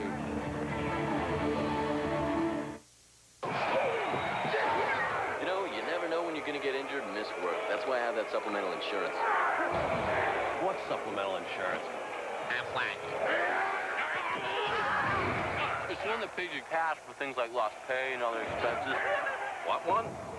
Aflac. Just ask about it at work, all right? What did you say it was? Aflac. Without it, no insurance is complete. This is Lance.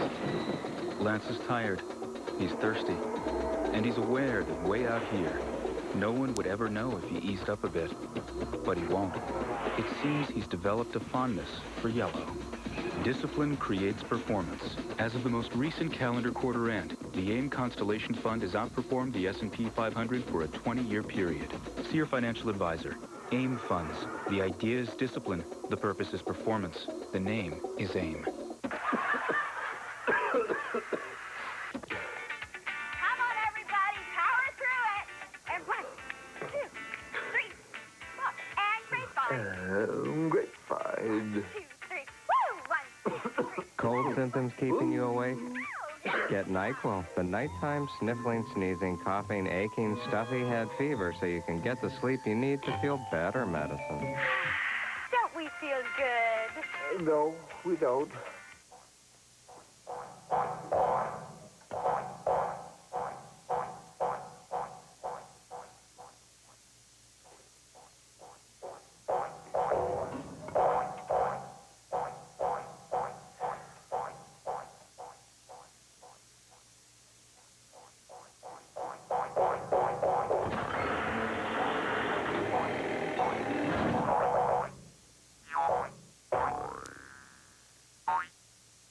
Traffic, New York.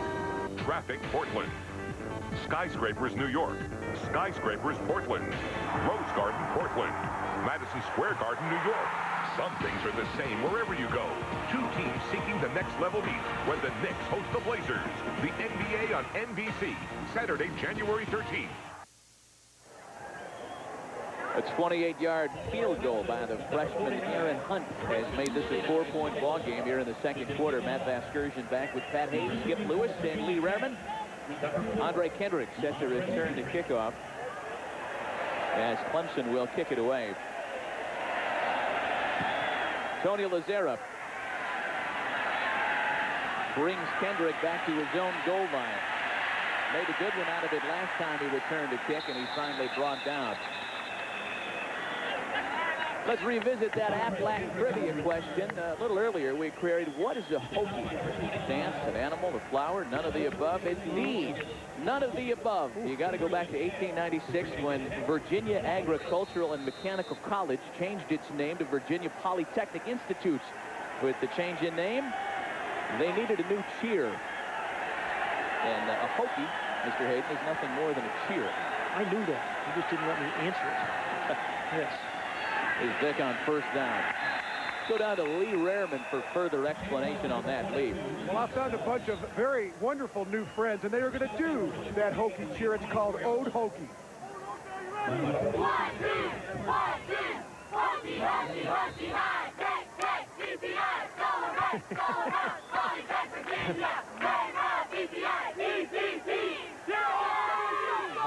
it back with you to Hollywood. Back to you guys. Okay.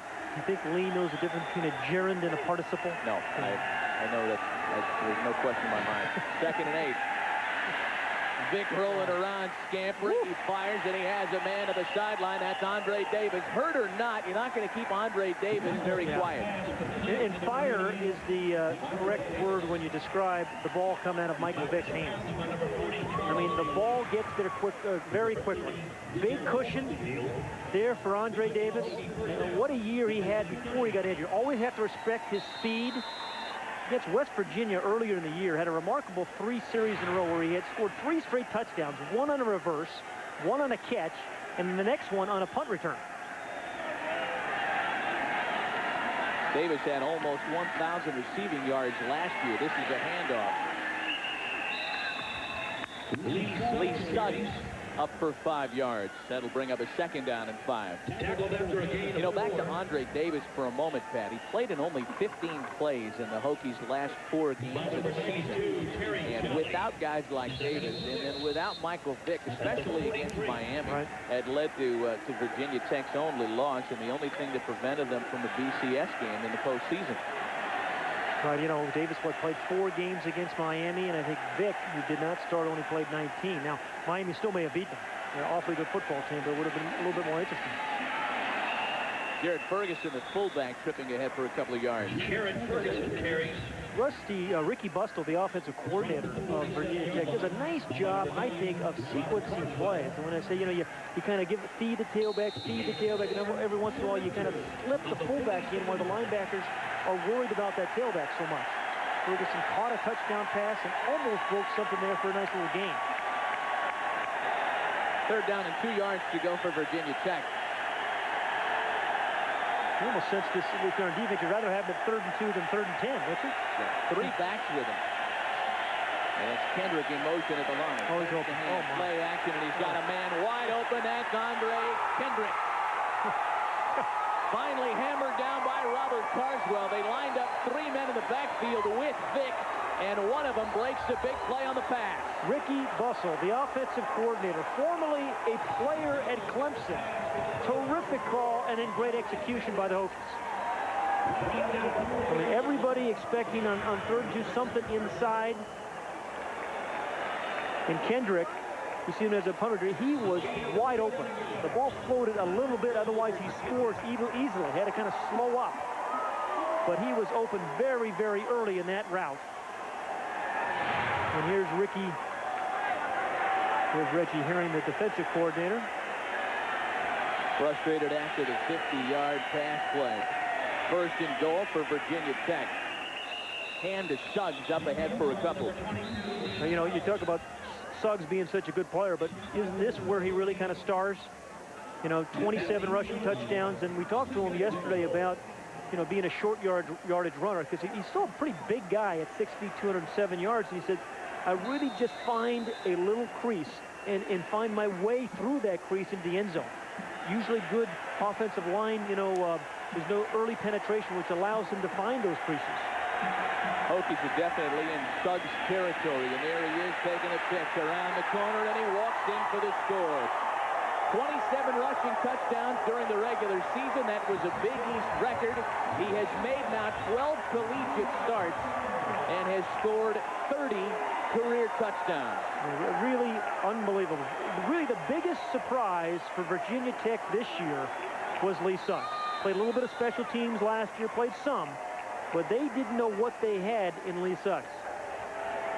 Now, during their 11-1 season last year, Virginia Tech was without Lee Suggs, who was coming back from right knee surgery. The VAT is good. And the Hokies pad their lead. Touchdown run by Lee Suggs, the 28th of the year for their all-Big East tailback. What a block by Ferguson. 21-10, Virginia Tech.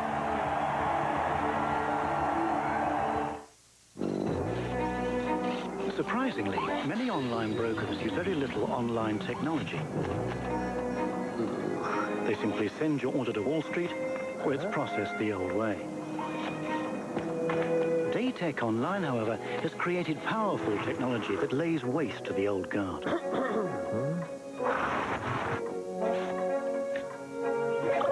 Is your online broker even trading online? Daytech Online, built to trade.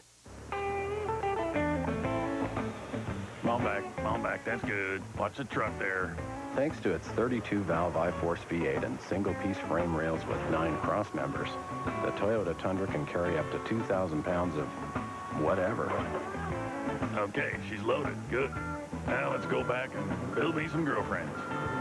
The Toyota Tundra. Better from the ground up. Step on it, Bob. Just because you're single doesn't mean I have to be.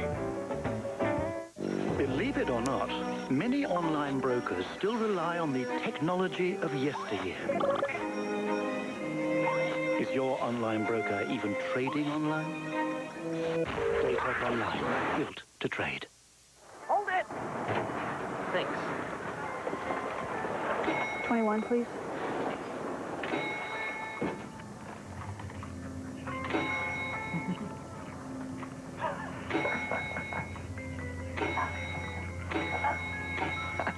Like playing around with stuff?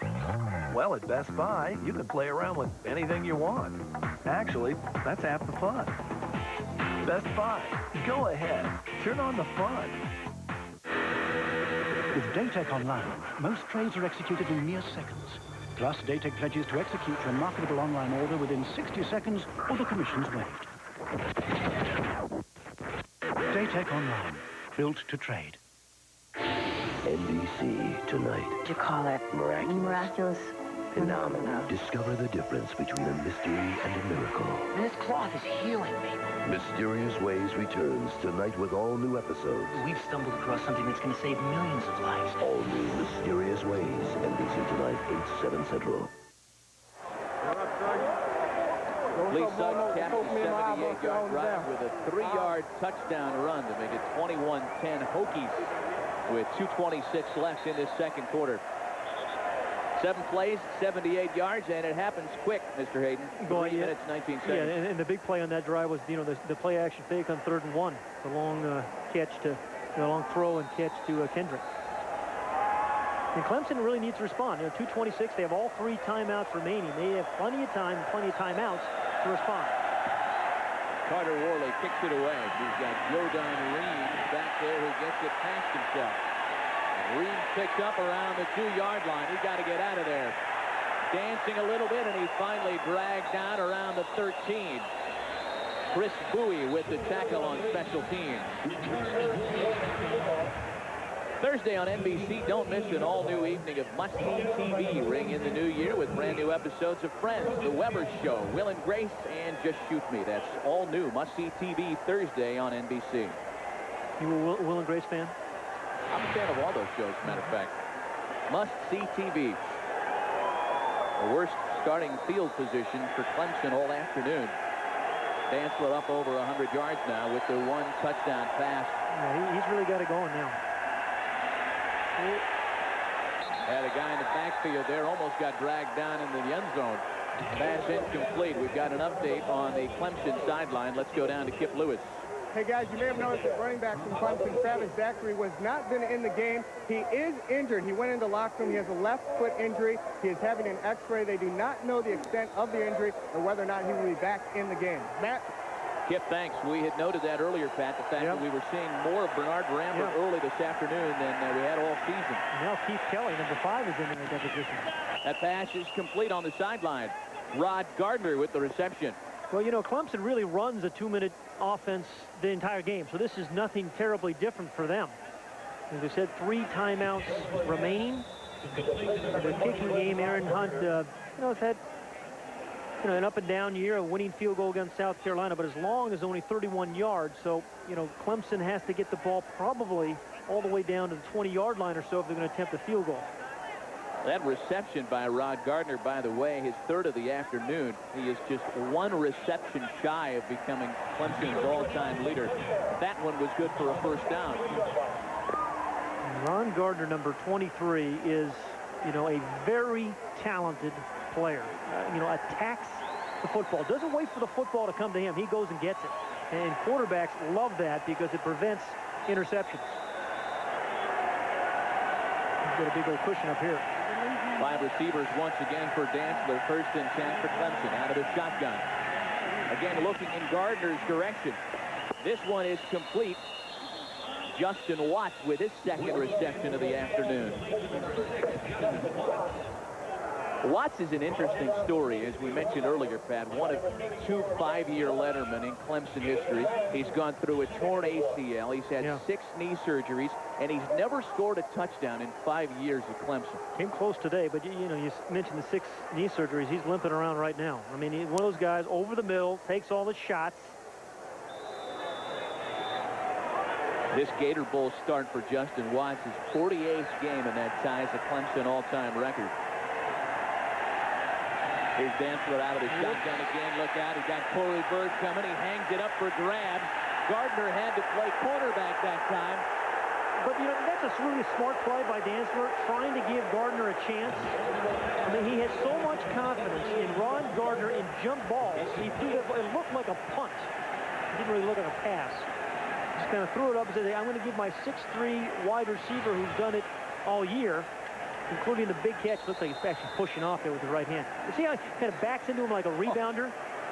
It looked like, actually, to me, offensive pass interference on Gardner there. All kinds of contact. That was like 3 flies up.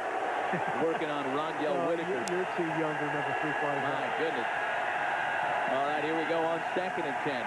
Dantzler scrambling. Look out for Abidi. Nathaniel Abidi is chasing. Can't get to him.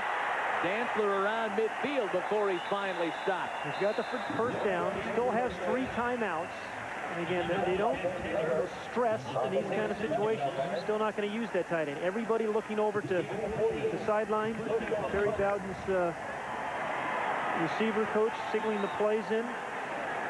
The 13-yard improv by Woody Dantzler. He's got Rambert in the backfield with him on 1st and 10. Under a minute. Going upfield, and that one's complete. He finds Jackie Robinson for the 2nd time this afternoon. 17 yards on the completion for the Tigers. Yeah, I'm surprised he's not using one of his time. He has 3 of them. Now, they're under a minute, 56 seconds. It would have been a good time. But maybe this is such a style, they want to keep the pressure on Virginia Tech, not let them substitute or get themselves gathered. Tigers have worn out defensive lines all year long.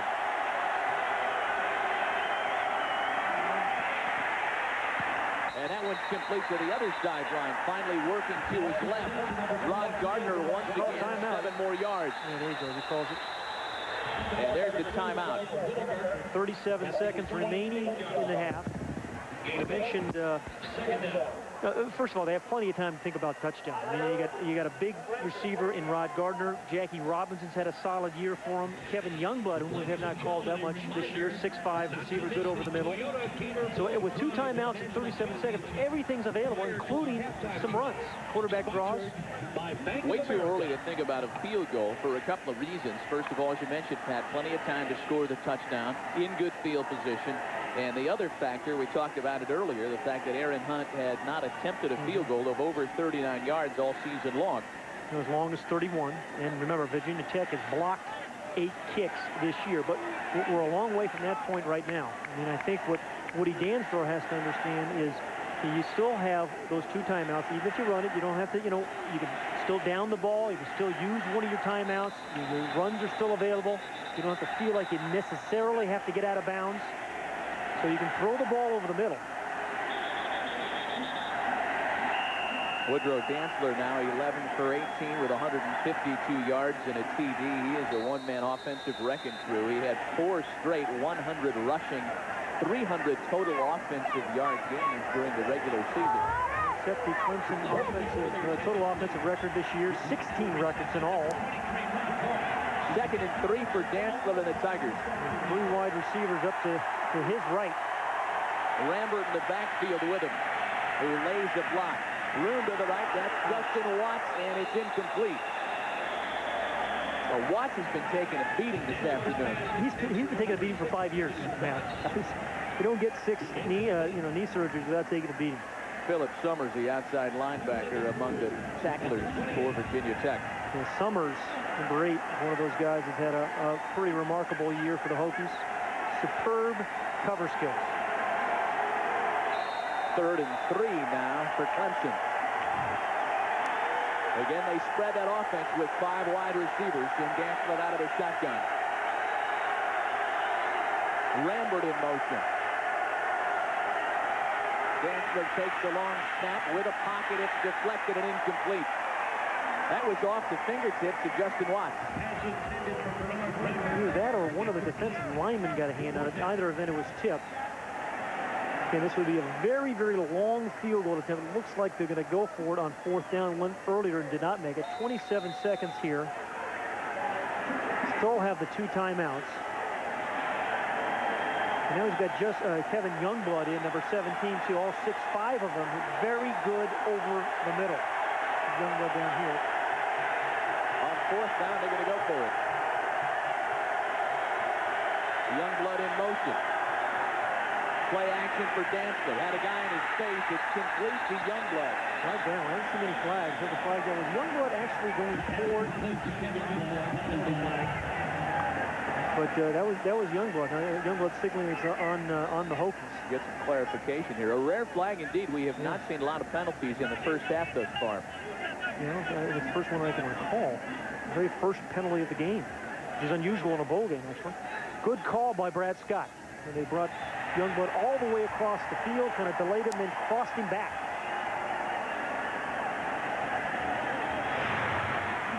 Here's Youngblood, he's in motion. Watch, he's going to delay and then come all the way across. All the action goes this way.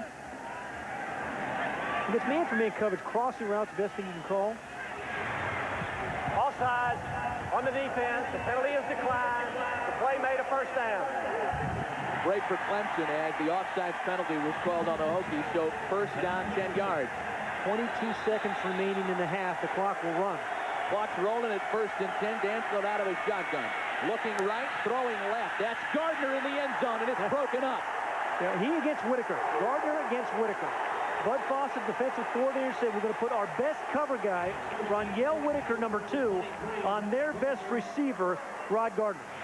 But Dantzler does a great job of giving him a chance. Don't overthrow a receiver in this circumstance, particularly one who's 6'3". Give him a chance to go up and get it.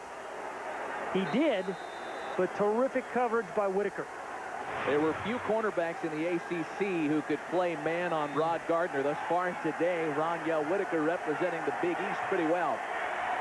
They've got another crack at it with 14 seconds left. Again, Rambert in motion. Dantzler's being chased. He's got Q after him, and he finally throws it away. Good play. Now they got a little bit of a dilemma with 8 seconds. Now, you know, they still have 2 timeouts. You're going to have to get something. It's still a long field goal attempt for the Tigers.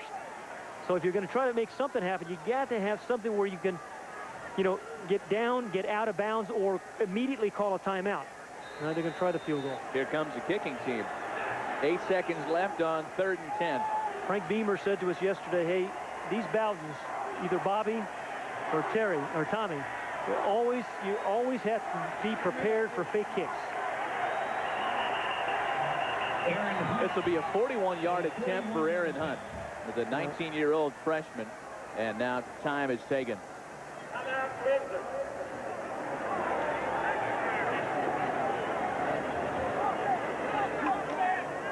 Coming up at halftime, Ahmad Rashad will be manning the NBC Sun America Sports Desk. He'll have scores and highlights from all today's College Bowl action, and also present a look back at some of the sports world's most memorable moments from the year 2000. That's all coming up at halftime right here on NBC. Well, the decision being made by Clemson, it looked like they set the field goal kicking unit on the team, and then time was taken. By Clemson. By Clemson, as Tommy Bowden talks about it with Woodrow Dantzler. Bear in mind, once again, that Aaron Hunt, his longest attempt of the year was 39. It was incomplete, not good. This would be a 41-yard attempt. He kicked a 52-yarder in high school as a standout in Tennessee. But this is a little different circumstance here in a College Bowl atmosphere this afternoon. Well, it's kind of a good story, Aaron Hunt, one of those guys that wanted to play so much for Clemson, and the former head coach, Tommy West, just kind of waited around his office at 6 a.m. one morning. And finally, Tommy West said, hey, if you want it this badly, we'll give you a try. And he's had a nice career for the Tigers. Well, here's a sandwich. Go home and go back to bed. Yeah. This will be a 41-yard attempt for Aaron Hunt. And again, we will remind you how well Virginia Tech blocks kicks and punts.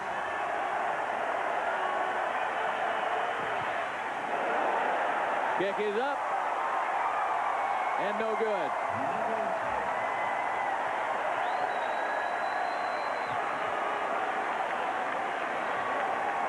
And 2 seconds remain on the clock. I think he had enough left, just kind of wide right now. Wide right, a little boy, short. Don't tell a Bowden wide right. Those are two ugly words in any Bowden household. So with 2 seconds left after the missed field goal, an 11-point differential. Take a knee time. And Vick will take the knee and get everybody into the locker rooms at half. Well, it started ugly for Clemson. They got that hurry-up offense going. And after 2 quarters of Toyota Gator Bowl football, 11 points separate Virginia Tech and Clemson.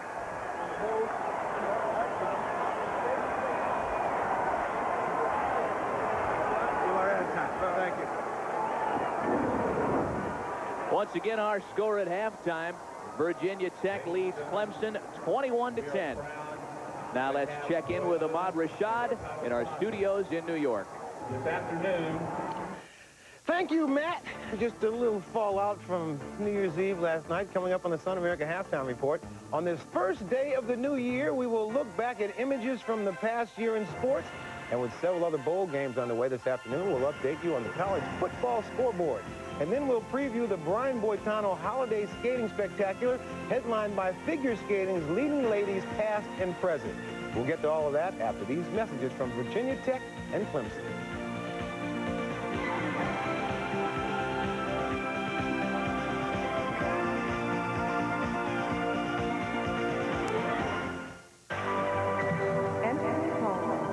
In the future, students will take virtual trips through buildings that no longer exist. At Virginia Tech, it's happening now. Soon, a completely new form of internet will change our world. It's happening now. Virginia Tech, knowledge at work. Billions of people depend on rice as their major source of food. The Genomics Institute at Clemson University is part of an international team mapping its DNA to help feed a hungry world. Clemson University, it's the company we keep. Clemson University has been named College of the Year. America's leading news magazine recognized Clemson for teaching the thinking and communication skills that bring success in the real world. Clemson University, College of the Year.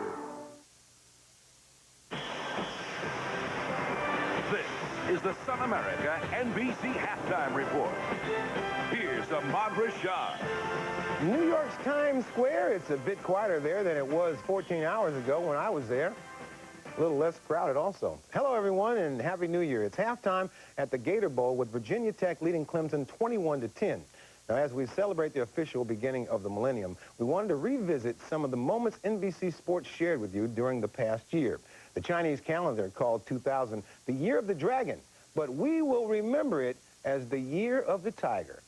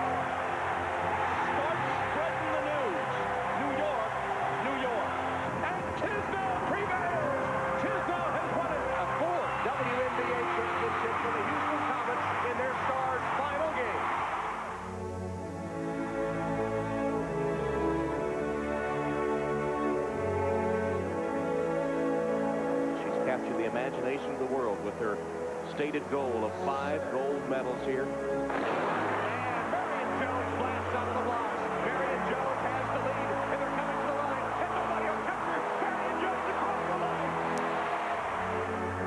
And the streak is over. Australia wins gold in world record time. That's it. Oh, my. Roland Gardner has upset the king.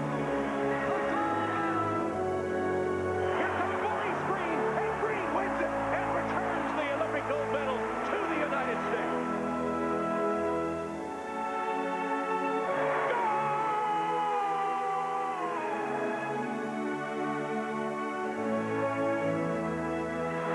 Misty Hyman of the United States just about to pull off one of the biggest upsets of these Olympic Games. Oh my God, right here. Misty Hyman, that's it. 400-meter final is underway, and the golden shoes are flashing. And look, it's Michael Johnson. Michael Johnson will win another.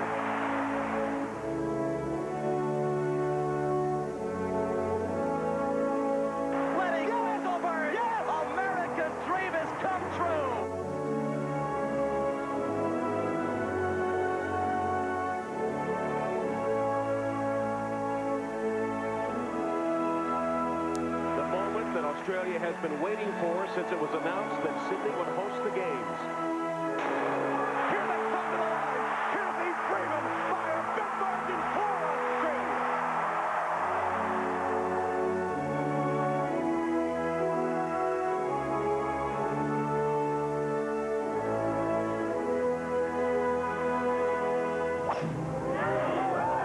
Tiger Woods is the 100th U.S. Open champion in history. Bobby Lombardi is the NASCAR Winston Cup champion. And Big Sis has her championship.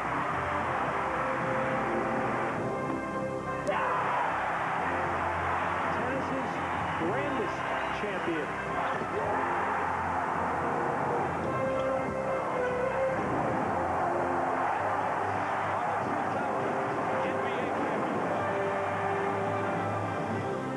And this year promises to be just as exciting as several sports debut on NBC, including the XFL, horse racing's Triple Crown, and NASCAR. And as always, the NBA on NBC continues. And we'll also gear up for the 2002 Winter Olympic Games in Salt Lake City. But today, college football is our focus. And next up on the Sun America Halftime Report, we'll update the bowl game scores. That's coming up right after these messages from your local station. Thursday, it's out with the old and in with all new episodes of Must-See TV. Yes! On Friends, Phoebe's old boyfriend, Hank Azaria's back.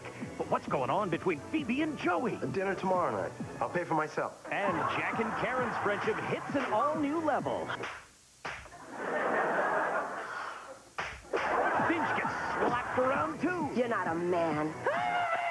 All new episodes of Friends, Weber, Will and Grace Just Shoot Me, and ER, NBC Thursday. Happy New Year from all of us at News Channel 5. Are you considering expansion of your Canadian business into the U.S. market? Discover the advantages of Clinton County, New York. Shovel-ready sites and prime industrial buildings are available and ready to go at the border in Champlain or in Plattsburgh. Fully infrastructured with natural gas. A trained and available workforce. Space is limited. The Development Corporation. Clinton County, New York at 888 New York Works. Predicting the weather can be tricky, but Fisher predicts that for your personal use, the LD series will be ideal for compact and light half-ton 4x4s. Plowing for profit will be easy with the Easy V-Plow. It's 3 plows in 1. Fisher's durable MC series will clear lots and streets efficiently. For ice, it's our hoppers and tailgate spreaders. You can't rely on a crystal ball to predict the weather. You can rely on Fisher to get the job done.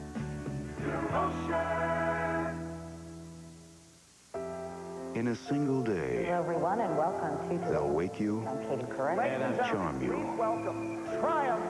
inform you, in real life, and touch you. You don't like ice cream? They'll make you laugh, Too cold. It's his nephew. cry, Come on, stay with me, man. and remind you of all the magic life can bring. Fasten your seatbelt down there. In November, you made NBC America's favorite network. NBC is #1. It is halftime in Jacksonville as we watch the Clemson marching band perform.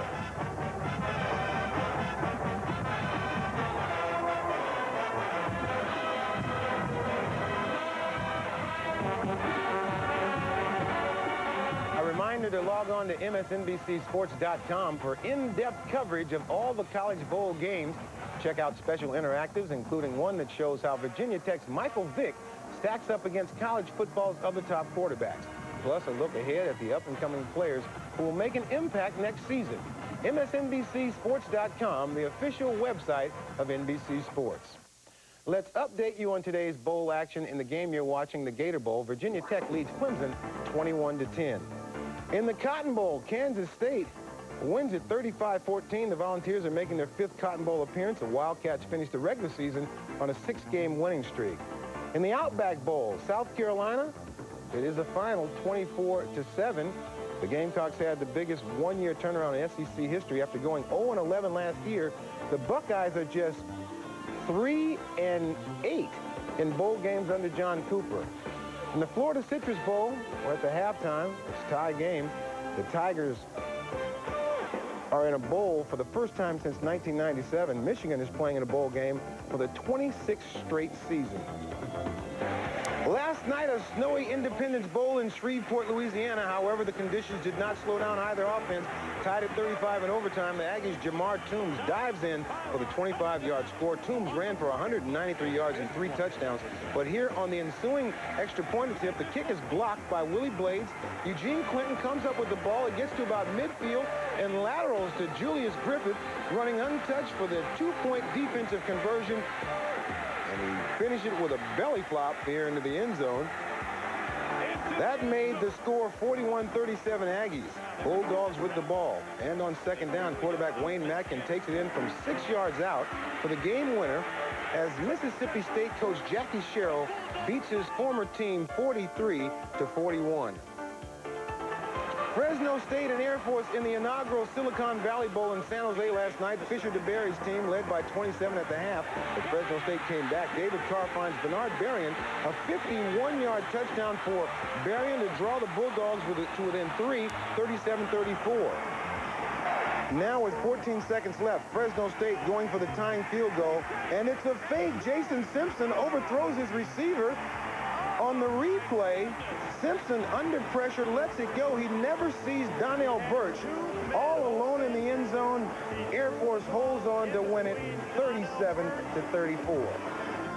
Turning to basketball, there were 2 games in the NBA on New Year's Eve. We begin in Chicago with 2 struggling teams. The Nets and the Bulls trying to close out the year with a win. A long weekend for Nets coach Byron Scott because of the weather. His team didn't get it in until 1 a.m. Sunday, and it got worse from there. Second quarter, Ron Artest with the layup.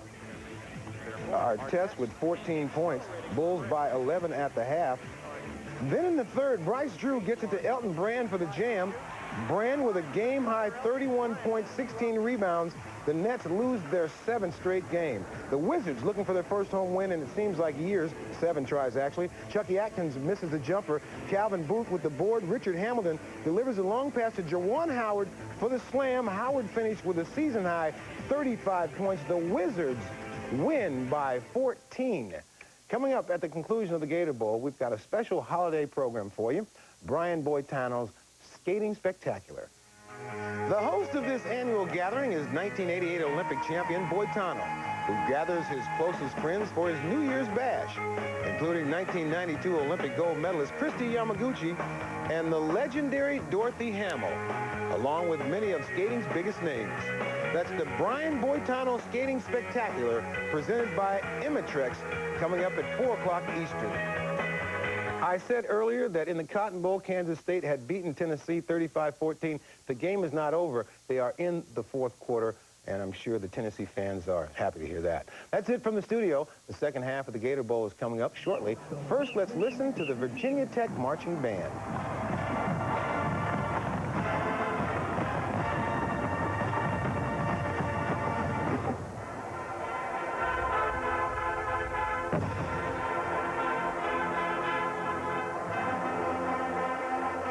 We will send it back to our NBC crew at the Gator Bowl right after these messages from your local station.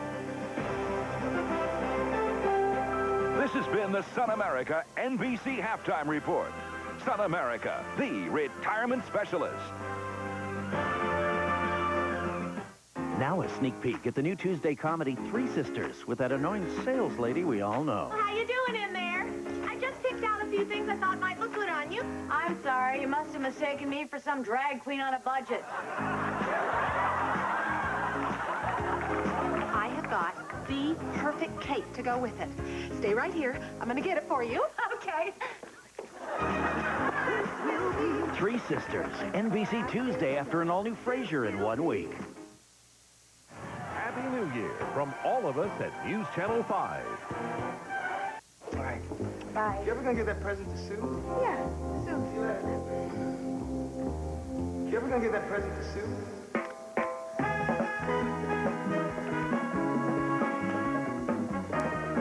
You gonna pose for me now? Way up high! The new Kodak Advantix camera. So sleek, so small, What are you doing here? Sue! so easy.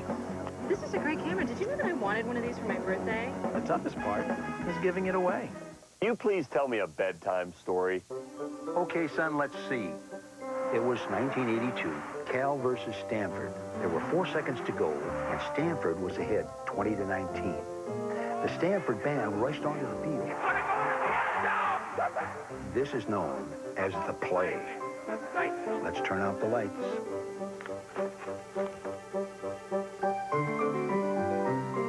It's time for bed.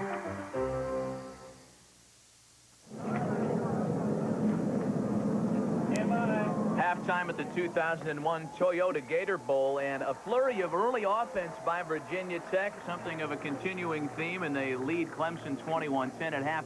It seemed like things came a little bit easier for the Hokies, whereas Clemson had to really work for their 10 points. Well, remember the great field position that Virginia Tech had in that really the entire first half. They, made a couple of quick, easy touchdowns because of some field goals. And here's the result of the halftime stats. It kind of evened up after, in the second quarter particularly. Clemson took a while to get going. Only one turnover in this first half. That was a fumble by Michael Vick. And only one penalty in this first half, which is a little bit unusual in a bowl game because sometimes they can get a little sloppy. First possession for Virginia Tech resulted in a score, and it needed only one play, and just this to get it going. Yeah, the pass to a fullback, Ferguson. And then I think this gets the Hokies up 14-0. A little scramble by Michael Vick, who's run for 40 yards. Clemson came back with a touchdown to Zachary. This is a play that we were told he broke his foot on and will not play in the second half. Short yardage play to Kendrick. That was a 3rd-and-1 situation. Really fooled the Clemson defense, and it led to the 3-yard touchdown. Another good block by Jared Ferguson, the fullback, as Suggs dances it in. Frank Beamer, a happy man at halftime. That touchdown for Clemson was a costly one, as their outstanding tailback, Travis Zachary, we're told, as you mentioned, broke his foot on that play. What's it going to take for Clemson to get back in the ballgame? Well, I think they really got it going pretty well from about mid-first quarter on. Dantzler, I think, is going to have a little bit more success running the football. Clemson has not run the ball well. They've passed the ball reasonably well. But I think, they can create maybe a turnover or two on defense, give themselves some field position. Clemson has enough firepower to win this football game. Beam us up. We're done with the halftime ceremonies here in Jacksonville. We'll be right back with a second half kickoff right after this.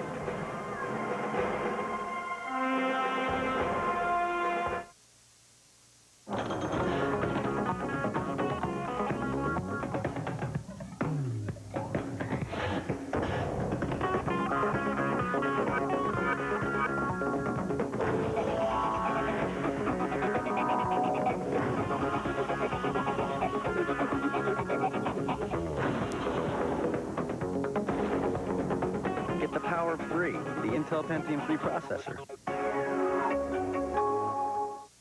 This is my grandpa. Give him good food and good people, he'll charm you all night. So we took him to the Olive Garden for their chicken scampi. It was perfect. Pasta and sauteed chicken covered with this rich garlicky sauce and all this for $8.95. Olive Garden. When you're here, you're family.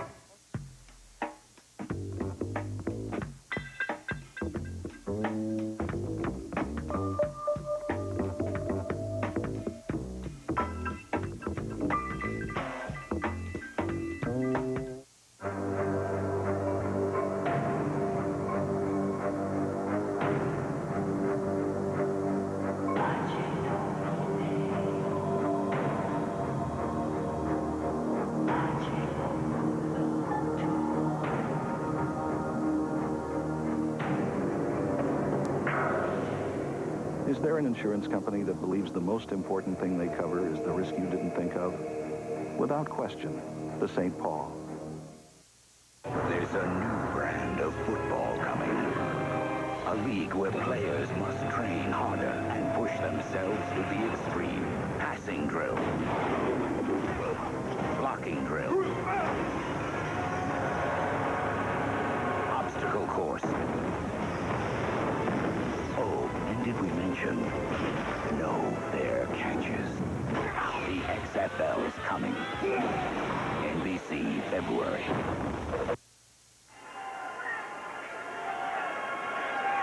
Back at halftime, let's check in with Michael Vick, who's standing by with our own Lee Rarman. Lee. Mark, you look great in the first half. How's your ankle feeling? Doing great. It's about 95%. I hopefully can hold up for the rest of the game, but it's been doing a great job, tonight. Any changes in the locker room for the second half? Not really. Our plan is to go out and tackle and be conservative and keep doing the things that we've been doing all game. Is this Is anybody else struck by the unbelievable likeness to Chris Rock? Keep waiting for him to bust out some Little Penny or some Nat X. Like a look-alike. Let's check in on the other sideline with Coach Bowden, who's standing by with Kip Lewis. Kip. Coach, tough first quarter for you guys. Did the Virginia Tech defensive front do anything to surprise you guys? No, but they're good, and right, they're a little more physical, came after us. Took us a little while to get going. Once we got going and kind of greased up, we're in pretty good shape, but we struggled in the first quarter and put us in a hole. You lose Travis Zachary with a broken foot. How will that change things for you guys? We're going to keep doing the same things. The guys we got, the number 20 and number 5, are pretty good players, so we'll keep doing the same thing. All right, thanks, Coach. Thank you. That's a big point, certainly. We talked about the loss of Travis Zachary, but I think the coach hit it right there, Pat, the fact that defensive front do anything to surprise you guys? No, but they're good, and right, they're a little more physical, came after us. Took us a little while to get going. Once we got going and kind of greased up, we're in pretty good shape, but we struggled in the first quarter and put us in a hole. You lose Travis Zachary with a broken foot. How will that change things for you guys? We're going to keep doing the same things. The guys we got, the number 20 and number 5, are pretty good players, so we'll keep doing the same thing. All right, thanks, Coach. Thank you. That's a big point, certainly. We talked about the loss of Travis Zachary, but I think the coach hit it right there, Pat, the fact that early the Clemson Tigers were a bit sluggish, and that's something we really haven't talked about a lot this afternoon. That's 5 long weeks between the final regular season game of the year and this bowl contest. And as you and I visited with everybody yesterday before this game, everybody was chomping at the bit just to get out there and play. Some cabin fever. I talked to Woody Dantzler yesterday in his hotel, and he was just dying to get this game started. It's been a long time since they not only play, but they've been down here for a full week, and they were just really anxious to get going, and I think it showed they didn't get off to that very good start. But, you know, they got back into rhythm about mid-second quarter on. They need a couple of big plays in the running game. They haven't really got many, and those can come from either Dantzler or now Rembert or Keith Kelly, the 2 other halfbacks that Clemson has. And that hurry-up offense you mentioned, it took a while for them to get it started up, but the fact remains that Clemson ran more plays in fewer time than Virginia Tech did. 8 more plays. They fire off up to 75, 80 plays a game if things are firing on all cylinders, which to this point this afternoon, they have not. How about Frank Beamer? When you think of bowl games, he has to always battle the Bowden family. Last year was Papa Bowden. Today it's, you know, Tommy Bowden. And we talked to him yesterday about playing the Bowdens. Was there any difference in their style? He said, you know, they're both gamblers. You have to really be prepared for everything. He said Tommy Bowden's very much like his father, an aggressive play caller. He says we're preparing for fake kicks and fake punts. Well, this is the 3rd straight year that Clemson and Virginia Tech have met, representing the ACC in the Big East. Virginia Tech has won the last 2, although, as you saw a moment ago, Clemson leads the all-time series. Well, 21-10, Virginia Tech up top. This would be a good time for a 3-and-out for Clemson's defense. Clemson will kick it away to start the second half. Tony Lazzara back ready to start things here in half number 2.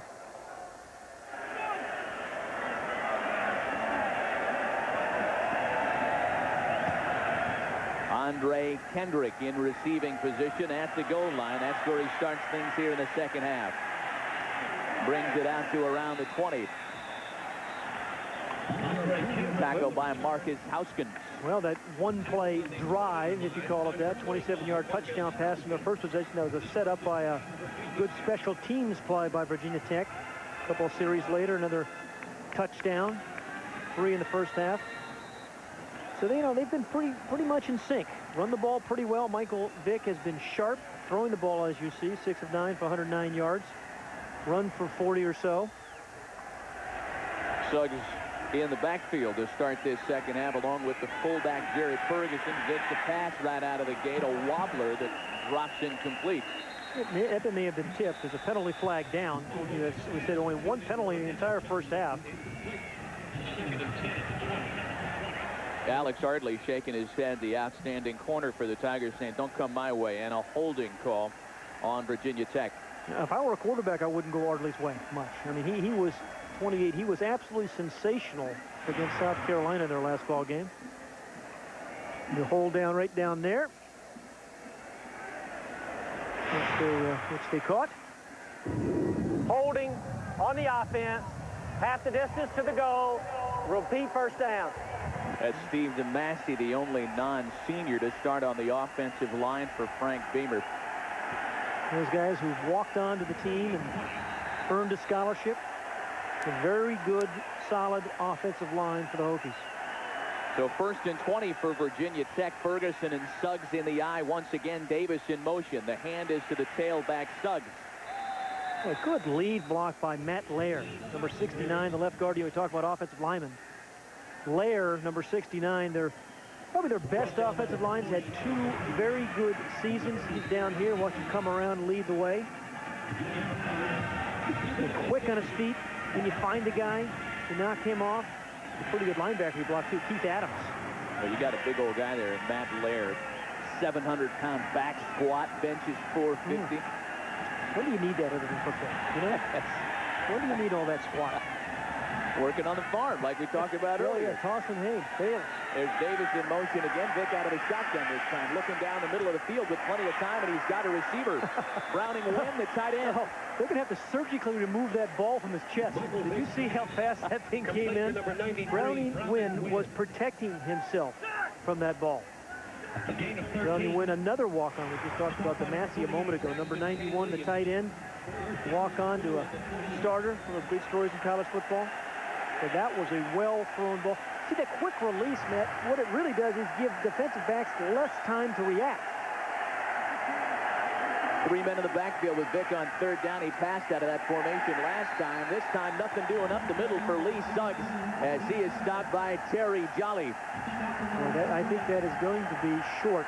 Bring on the punt. So the Tiger defense did their job, aided by a penalty, a holding call. But the opening series, the second half, they force a punt, only the second punt by Virginia Tech all day. The Tigers have been pretty good returning punts this year. They've had 2 punt returns for touchdowns. Robert Beasley on to punt it away for Virginia Tech. Brian Mance to return for Clemson. Mance broke an 88-yarder versus Virginia Tech earlier in the year. Ooh, they bring a lot of people and almost got to him. It was certainly rushed. The flag is down as that one bounces out at around the 45-yard line. Well, he tried to turn the tables and come after him and block Beasley. And it's going to be a roughing the penalty, and that'll be a first down for the Hokies. Boy, a costly mistake as Joel Gardner looked like the guilty party. We'll check it again. Yep, absolutely. Was that ball tipped, though? This will give us a conclusive look at it. Foul. Roughing the kicker on the defense. 15 yards from the previous spot. Certainly roughing. Automatic first down. If he didn't tip it. But if he tipped it, shouldn't be a penalty. But Tommy Bowden coming after the Virginia Tech punter. But boy, I tell you, as a defensive player, it's such a disappointing thing. You've done your job. You force that punt on the second of the day, and then you rough the punter, and you're right back on the field facing Michael Vick. Boy, Clemson trying to play a little Beamer ball, sending some people at the punter, and it ended up blowing up in their faces.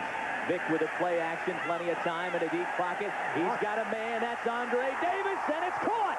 Oh, my. The ball was launched. Andre Davis had to come back and get it. A 55-yard pass play completion. That's a familiar story back in Blacksburg. Vick to Davis. You know, Andre Davis, even with a sore ankle, can run by people. Again, if the ball is thrown perhaps a little, look at the big cushion that he eats up against Darryl Crutchfield. It runs by him. See, the ball's thrown now. It's a score, it's a touchdown, but adjusts to the ball well and gathers it inside the 5-yard line. But Michael Vick, I'll tell you, other than, Warren Moon had the prettiest pass I've ever seen, but Michael Vick has the same kind of easily, tight spiral, easy to catch kind of ball on those long ones in particular.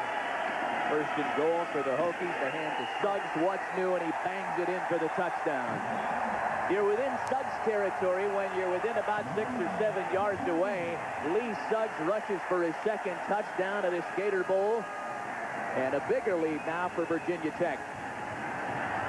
So, the decision to rush the punter obviously haunts Clemson now. Not necessarily a bad decision. Boy, roughing the punter gives him a second chance, and you don't want to give Vick too many extra chances.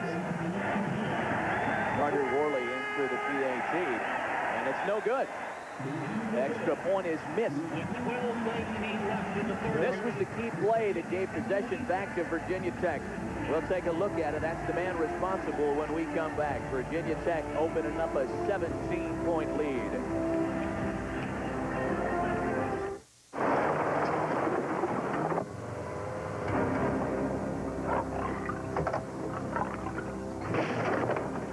down, walk away, nobody gets hurt.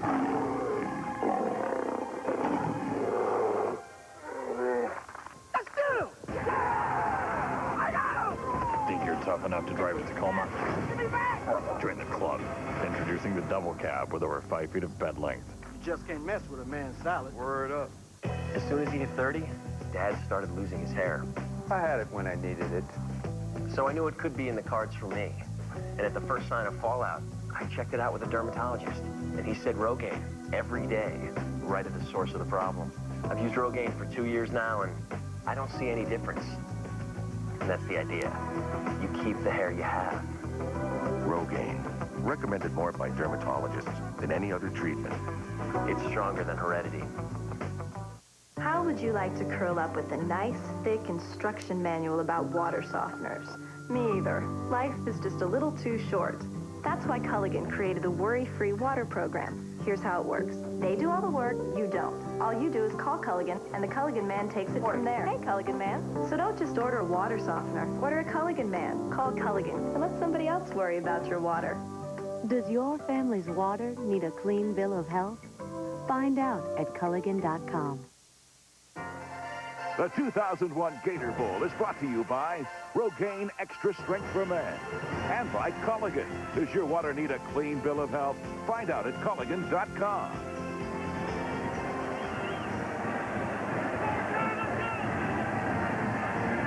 Well, there's the man responsible for the roughing the kicker play just a moment ago that led to a possession rebirth for Virginia Tech, and just a few plays later, 6 points. Carter Worley set to kick things away for Virginia Tech. Manson Reams, the deep men for Clemson. And if there's an offense that can come back from a 17-point deficit early in the third quarter of a bowl game, it would be that of the Clemson Tigers. 10th in total offense this year, the 14th most prolific scoring team, and most prolific scoring team in school history. They'll have a chance to get it again, although Jodan Reams makes the play and runs out of bounds at around the 12-yard line. Let's revisit that punt play, Pat. Yeah, two key special teams play. This is the one just a moment ago where Gardner, number 81, was a little late coming up the middle. You know, it looked like he may have tipped that, but roughing the penalty call, and then here's the play, the long pass to Andre Davis as a result. And he scored the play later. So remember, it's been two special teams plays. One, a drop punt in the first half, which led to a Virginia Tech score, and then a failed block punt, which led to a Virginia Tech score. Big Dantzler on 1st and 10. Trying to get away from Lamar Cobb and Nathaniel Adebe. He misses both of those guys, but he's finally wrestled down by Philip Summers. Hey, a really disciplined defense for Bud Foster. He's the defensive coordinator. A lot of guys staying at home. Dantzler, over the years, has done a real good job of making guys go one way. They don't cut back and have some big gains. But everybody seems to be staying at home and denying Dantzler that opportunity. Somebody's down. Number 41, Jake Housewright, a junior linebacker. His name we haven't called much is Ben Taylor, the leading tackler for Virginia Tech. Ben Taylor finished the regular season with over 100 tackles. First-team all-conference guy. Here's Ben, number 40. He's made four tackles today, but you're right. We really haven't seen him a lot. A lot of gang tackling and really not a lot of spectacular, but very solid and consistent defensive play out of Bud Foster's group for Virginia Tech. Not a lot of people gave the Virginia Tech defense the credit they deserved during the regular year, but this is a team that was 16th in the nation and 1st in the Big East against the run. Yeah, they're telling you know, Pugh and Beasley inside. They rotate 5 defensive tackles. Adebe and Cobb on the outside. And Jake Housewright, he played well in his first half, and he was replaced by a guy, Brian Welsh, who they say is really good against misdirection kind of plays, which leads you to believe he probably plays well against teams like Clemson, who likes to use a lot of misdirection. Welch saw plenty of playing time during the season, played in every game this year. And he's down here. This is Brian Welsh. So after the injury timeout, 2nd and 8 for Dantzler and Clemson. Out of the shotgun once again. looking for the sidelines. He fakes and keeps it, finally dragged down by Adibi, who seems to be everywhere in the second half. There's some closing speed by Adibi, number 83. He was rushing the passer. Realized he wasn't going to get the Dantzler, but then came all the way back to make the tackle. He's up at top of the screen right here. Not there. Hustling play. Doesn't stop, and then comes back and makes a stop. 3rd and 2 for Dantzler now. Out of the I formation. Hands to Terry Witherspoon, the fullback. That's close to a first down for Clemson.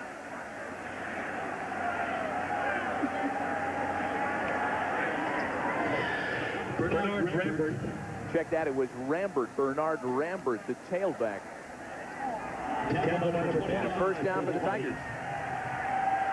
So again, they're going to have to respond. We've seen Virginia Tech being an explosive offensive team. Clemson, what they really now is not only a scoring drive, but one that kind of eats up some clock, gets them back into a rhythm, gives their defense a little bit of a rest.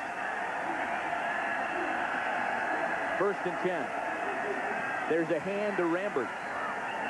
That little play they like to use with Travis Zachary. Rambert rambles ahead for a few. Brian Welch made a stop for the Hokies. Yeah, a lot of misdirection. Tommy Bowden, the head coach, saying to us yesterday, offensive linemen, they really, what they do is kind of our offensive line angle blocks. We don't overpower people, but we try to get on the angles, let our running backs and quarterback get in some open space. A lot of traps, a lot of off-tackle running. From formations, it really look like they're designed only to pass. Tommy Bowden will be the first one to tell you this is an offense designed to run the ball. Dantzler to pass this time. Avoiding pressure. Scurrying up the middle. Pass to Debe. And not past Ben Taylor and Philip Summers, who finally drag him down.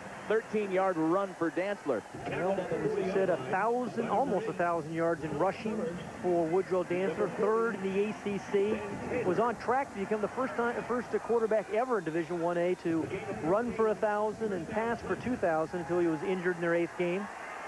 Going to have surgery right after this ball game on his ankle.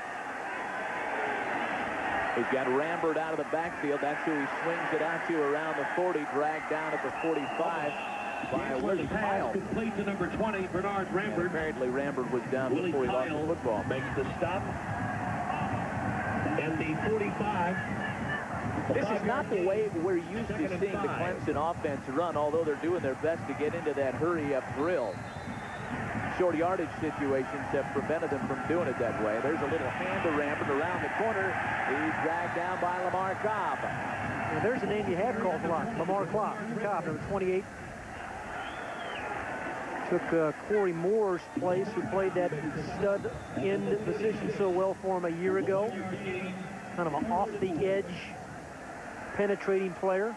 And Rambert a little bit slow to get up. I'll tell you what, the last thing Tommy Bowden can afford is to have another tailback go down today.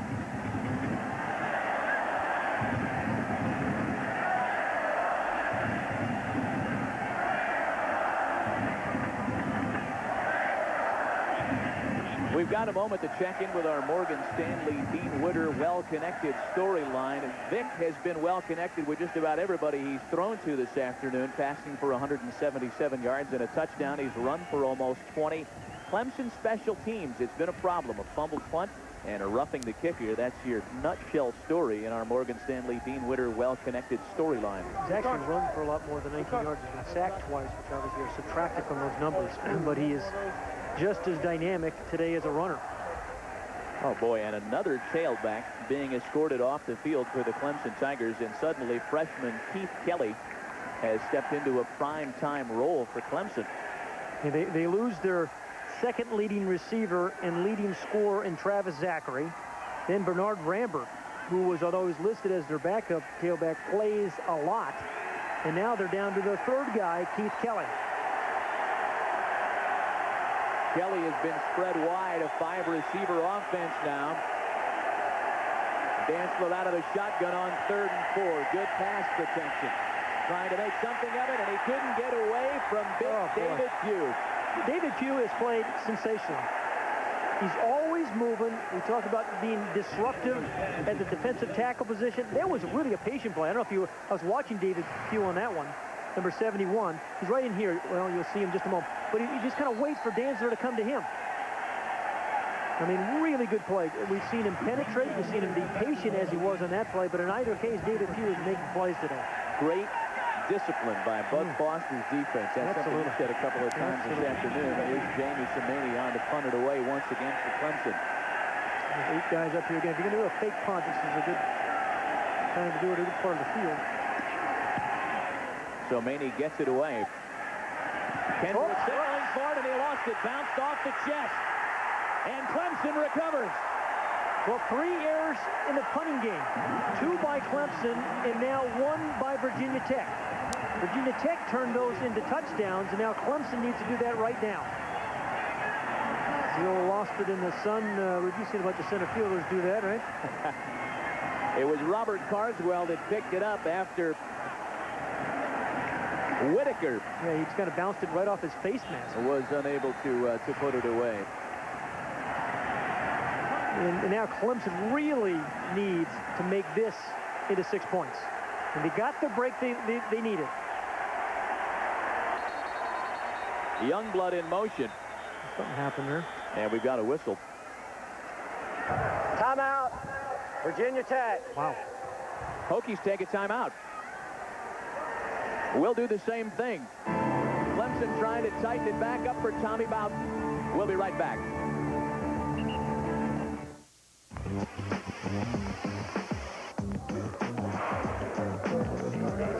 Everybody's got a tip.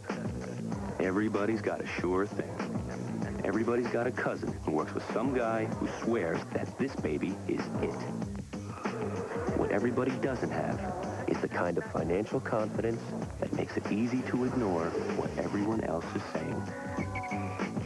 Morgan Stanley Dean Witter. Move your money. Get well connected. Look at that. Staples has overnight delivery. Slow down, let me see. Wow, it's free. Hey, look. Guaranteed low prices. Slow down. Staples delivers. And you can order online. This traffic's terrible. Yep. Like this every single day. That's really weird. Need office products delivered overnight? Yeah, you got that. Call 1-800-STAPLES. What's the matter, Ronnie? Masculine itching? How'd you know? When I experience masculine itching, I reach for Extra Strength Itch Stopper Plus. How does it work? When your body heats up, Ronnie, enzymes mixed with bacteria can cause unsightly discomfort. Boy, howdy.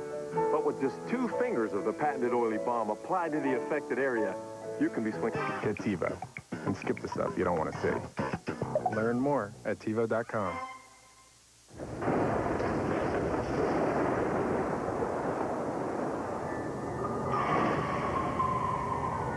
Whoever said calm comes after the storm probably had a State Farm agent and our 24-hour Good Neighbor service. Can I just get your name from you, please? So they could call anytime, day or night, to start a claim with the world's largest claims network. I'll take care of everything here for you, okay? That's our Good Neighbor promise. So they'll be feeling right at home in no time at all. Must-see TV Tuesday, it's a special hour of Third Rock. The aliens are loose in New York. An hour of... Opportunity to tighten things up after the drop, the botch on the punt. Clemson with good field position taking over at the Virginia Tech 20. Yeah, with their third-team tailback, but still some very talented receivers in the ballgame.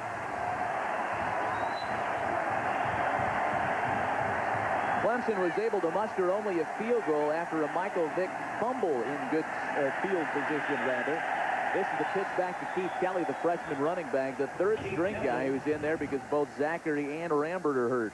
I think it's only the 4th, maybe 5th snap that Dantzler has been underneath the center. Everything else has been all shotgun stuff. Sometimes in the red zone, sometimes in short yardage, he goes into the center. Now he's back into his shotgun. 2nd and 9. Dantzler back there with the freshman Kelly. He's going to run it up the middle. He's got a huge seam. Met head on by Willie Pyle.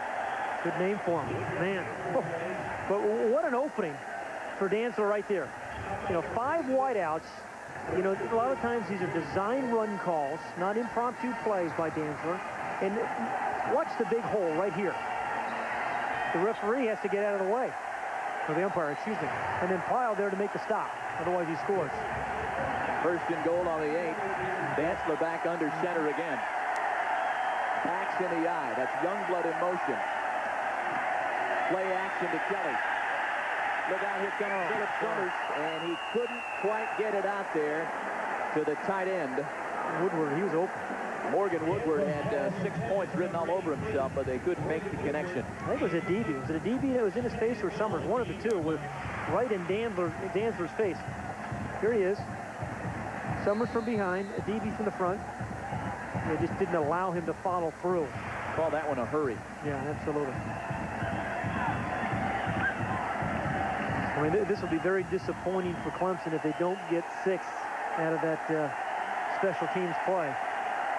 Again, they got only the field goal after the Vick fumble in the first half.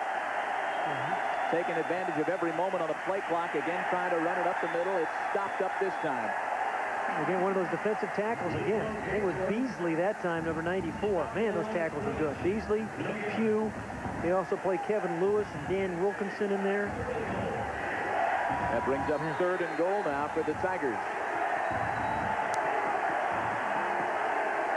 First in the Big East against the run is the Hokie defense. Back under center. Keith Kelly, the back there with him. Looking for the corner, and Gardner, and way overthrown. Got to keep that one in the end zone. I mean, he's been good this game thus far of giving Gardner a chance, but that one, no chance whatsoever. It looked like he was turned the wrong way, and even if he was, if it's out of the back of the end zone, you have no chance to go up and get it. When you're down by 17, I think you have to kick a field goal here, don't you? You're considering going for it. So here comes the offensive coordinator Brad Scott a moment ago, and now Tommy Bowden has sent the field goal kicking unit onto the field. But I promise you, Frank Beamer is telling his team, watch the fake. Jeff Scott, the holder, is the son of Brad Scott, the offensive coordinator. There's the timeout. Boy, you hate to waste a timeout in a situation like that. Man, you become precious late in the ball game, particularly when you're behind. Wasted timeout there. And it is Jeff Scott, the holder, who goes to the sidelines to clarify things with Tommy Bowden. Well, I'll tell you, if they were going to run a fake, it's kind of giving it away a little bit. Element of surprise is not working in their favor at this point. Yeah, and the Tech coaches have the whole defensive team over on their sideline as well, saying, hey, we can afford to give up 3 here, but we certainly don't want to give up a cheap 7 on a fake field goal attempt. Well, Frank Beamer told us yesterday, as you mentioned earlier, Pat, you expect all kinds of, and I'm quoting now, tomfoolery from about... Yeah. Can't seem to stay away from these Bowdens on bowl day. Aaron Hunt is, by the way, made from 28 and missed from 41 if, in fact, Bowden decides to kick it here. That becomes a pertinent stat. Yeah, Tommy Bowden has just really had a sensational run as a head coach. He looks so young. It's hard to believe, as you mentioned, he's been an assistant coach, or was an assistant coach, for 19 years. I mean, he looks like he's 25. He has paid his dues, you bet. This will be a 27-yard attempt now for Aaron Hunt.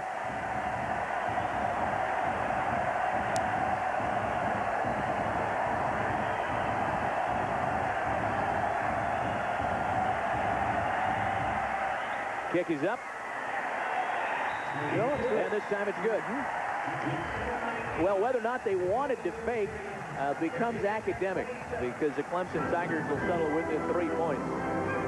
Midway through the 3rd, Virginia Tech on top by a pair of touchdowns.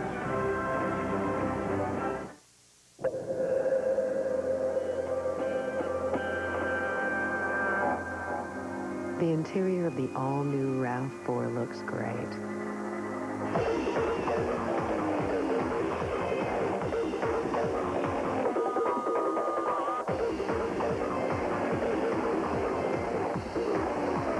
Especially from the inside. Introducing the all-new RAV4.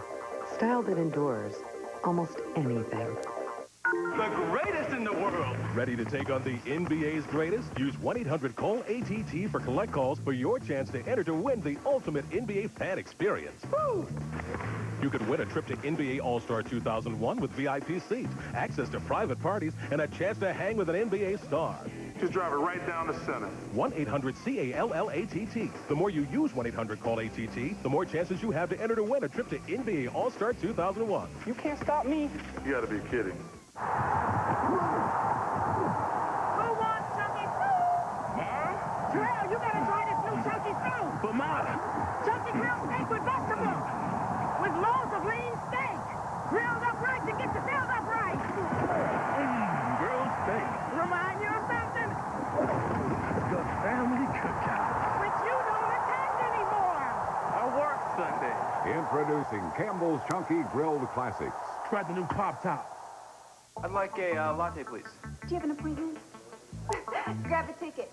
We'll be within just a minute. Yeah, coffee houses are popular. Very popular. Well, what if you just want coffee house-style coffee in an instant?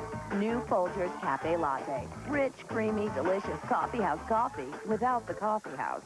So it's not the coffee you drink to take a break from your day. It's the coffee you drink to break into it. New Folgers Cafe Latte. Magazine? Book? Anybody? Over the years, we've watched dreams come true and dreams shattered. The joy, the frustration, the elation, the heartbreak. It's a challenge unlike any other in professional sports. The Q School, who will withstand 6 days on the brink.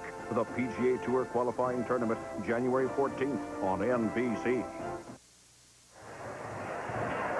Well, a field goal most recently for Clemson, but Tommy Bowden certainly wanted more. 27-13. Virginia Tech on top by a pair of touchdowns as Tony Lazzara is set to kick it off for the Tigers. Andre Kendrick back to receive for Virginia Tech. He's battling the sun, too, isn't he? Kendrick at around the 15, still on his feet, dancing up ahead towards the 25-yard line. Andre Kendrick on the return. Let's check into the sidelines with Kip Lewis.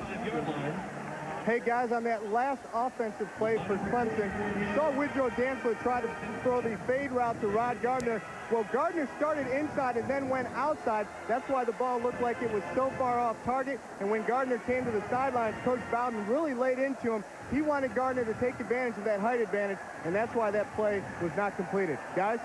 You know, indeed, he has been taking advantage of his height advantage all season long. The biggest catch of the year was into the game at South Carolina a few weeks ago that allowed them to beat the Gamecocks late in that ball game. There's a pitch back to Andre Kendrick with a lot of room to run, and he's still on his feet. Andre Kendrick. Charles Hafley, the only man to beat. And Hafley, the strong safety, wrestles him down at around the 28-yard line. This is a pretty good combo the Hokies have at tailback. Lee Suggs, you bring him anytime you want to score a touchdown, but you want a guy to go long distance. You either throw it or hand it or pitch it to Andre Kendrick. The senior tailback, who has been used mostly in a backup role this year, having a great afternoon here at the Toyota Gator Bowl. And they say that, you know, a change of pace type, but boy, I'll tell you what, it's an option play right here. Good lead block by the fullbacks. That one was Hawkins, number 42. That's good lead blocks by both their fullbacks today. 45-yard run by Kendrick is his longest of the season. There's Suggs back in the ball game, bounces off the first line of tacklers and finally dragged down by Charles Hafley. You know, I think this is one of the reasons that Virginia Tech is 10-1 this season, had such a good year ago, is they can power you like they did on that play with Lee Suggs. You know, they can have an offensive line, they can control the tempo, the clock, and hammer it at you, play physically for Frank Beamer, but then they come up with all those big plays in the running and the passing game. I mean, Vic has only completed 8 passes, but they've gone for 177 yards. It's over 22 yards of completion. So they can get it in big chunks, or they can kind of manage the clock and eat it up slowly. 2nd and 6. Virginia Tech rushing the ball effectively today, as they have all season. That was the fullback, Cullen Hawkins, who was dropped by Javon Bush. Hawkins has had a couple of carries so far today. You know, the offensive line of the Virginia Tech Hokies, they refer to themselves as the Secret Service.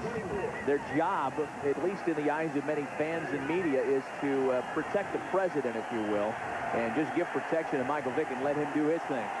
Today, they have not done not only that, but they've opened up some great holes for the running game. 3rd and 4 now for Vick and the Hokies. Plenty of time in the pocket. Now when it gets hot, he dances out of the way, and he's got a receiver. That's Cullen Hawkins, the fullback, for a first down to the 10-yard line. Reggie Herron, he's got Michael Vick right on his sights. He's the defensive coordinator. He can't tackle. Not allowed to. And a smile comes across his face. You know, it is really frustrating as a defensive coach and as a defensive coordinator watching Michael Vick play.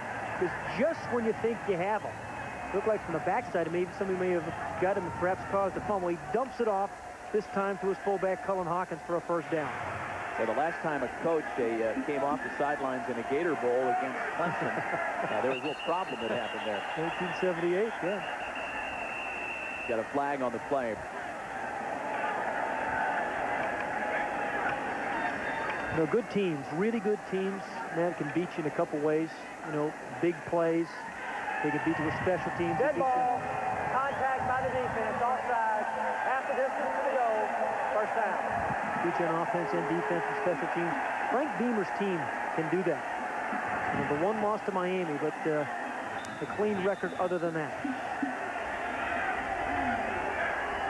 1st and goal for the Hokies as they march off another 5 yards towards the goal line. This is a handoff and a touchdown. Jarrett Ferguson, the fullback, bangs in for the score. One to land, 2 if by air. He caught a touchdown pass the first series, runs one in here, and all along the way, you know, they have to feed him a bone every once in a while because he blocks so well. You know, offensive line first. Watch those guys. A little crease that Ferguson finds. I'd say a lot of these running backs just seem very determined inside the 5. I think and the PAT by Carter Worley is good. Team that led the nation in rushing touchdowns with 46 during this season. Running wild this afternoon.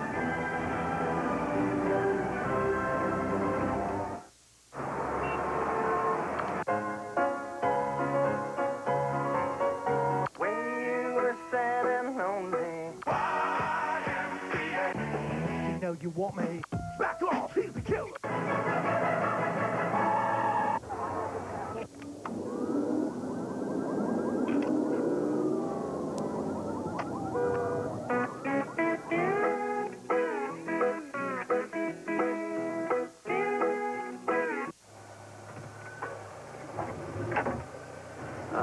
Briefcase. Need new tires? Our 35,000-mile tires are 4 for just 99 bucks. Pep Boys, one more reason cars like us, people love us.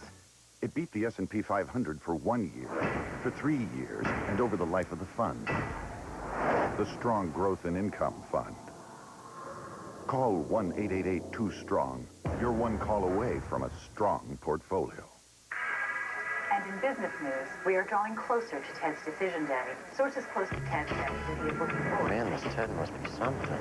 Get me this Ted. Get me this Ted. Get me this Ted. I'm on that. What do you mean we haven't heard from Ted yet? Well, I've heard he said quite a few offers. Then play hardball, boy. Send him a fruit basket.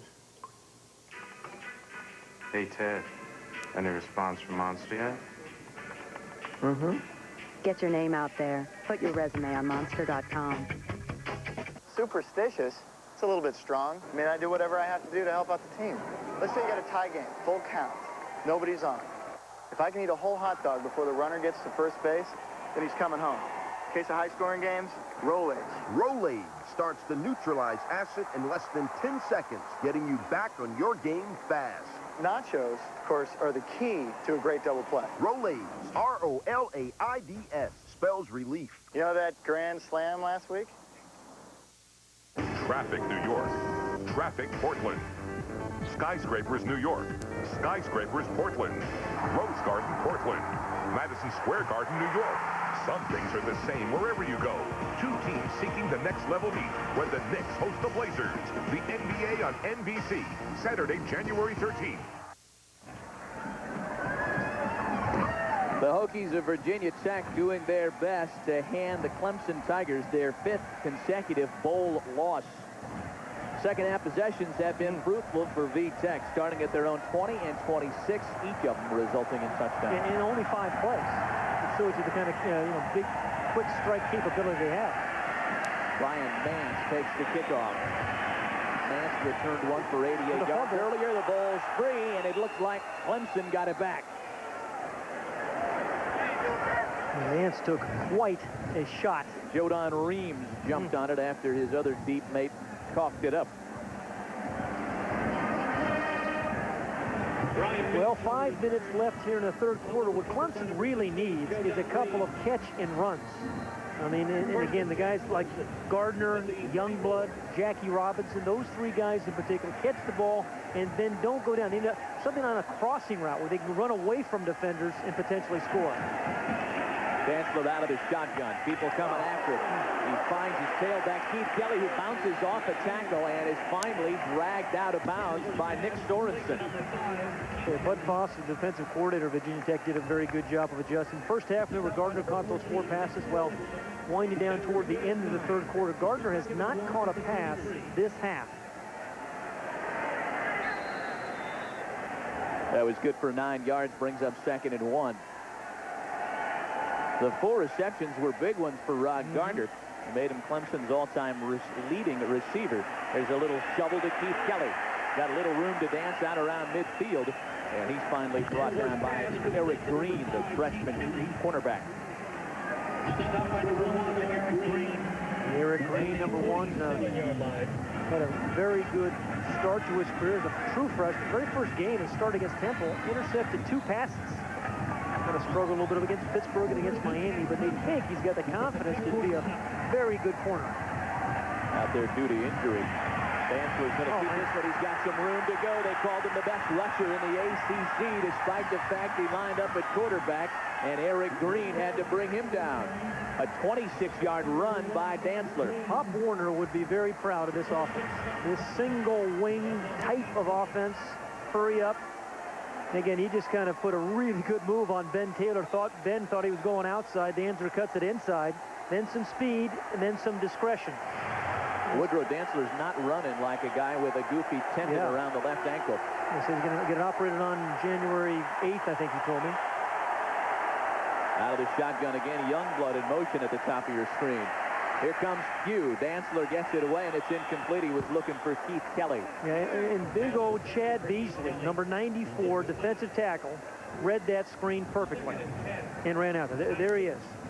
You know, Beasley and David Pugh roomed together. They call themselves kind of good old country boys, and they say, you know, some of our teammates try to get me to listen to rap. No, none of that for us. None of that. Just pitching and baling some hay. Yeah. But Chad Beasley has a great bloodline. Father Tom started Tech in the mid-70s. Played on a couple of Steelers Super Bowl teams in the late 70s. 2nd and 10. Dantzler fakes and keeps it. Being chased, here comes Ben Taylor. He got it away, but it was batted down. I'll tell you, the Hokies double covering Rod Gardner. That's a really good adjustment. Double covered on Gardner, and that's who Dantzler was trying to get the ball to.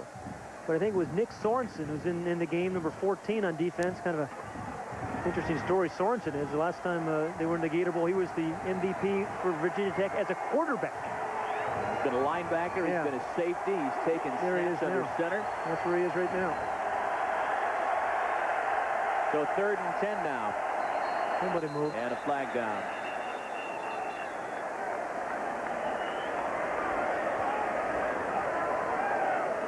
Keith Kelly was in the backfield with Dantzler. Let's listen in. Dead ball. False start on the offense. 5-yard penalty. 3rd down. Yeah, there's Sorensen. Really started at free safety a year ago when they had that championship run. But 2 years ago, when Vic was a redshirt he was the quarterback, or developed into quarterback, and started in the Gator Bowl, was their most valuable player in that game. And now playing kind of a safety linebacker position. 3rd and 15 now. 3 wideouts to the left of Dantzler. He's going to keep it, try to make something of it up the middle, but there's that man, Lamar Cobb, once again. They are tough inside. Just not a lot of running room. And it's not a lot of linebackers making the stop. You know, it's Beasley and Pugh and Cobb and Adibi. They're front 4. 4th and 14. And Clemson really has no choice but to try and go for it here. Play of the game for the Tigers. Dantzler up top, underthrown and picked off. Roniel Whitaker still on his feet. Whitaker still going. You know, there is a great play by Whitaker, don't get me wrong, but miscommunication between Dantzler and Gardner. I think Dantzler was trying to create one of those 50-50 jump balls, and Gardner kept running. And again, I know the sun couldn't see it or whatever, but I think Dantzler was expecting Gardner to go up top, go high, and get it. And Whitaker, you know, a moment ago, somewhat the GOAT when he had that punt fall off his face mask. Underthrown deep ball? Nope. Yeah, Gardner really didn't have a chance. Dantzler guessed wrong on that one. Well, the Tigers had tried to exploit what they thought was a real size advantage for them in that position. It really hasn't worked so far. That's Lee Suggs.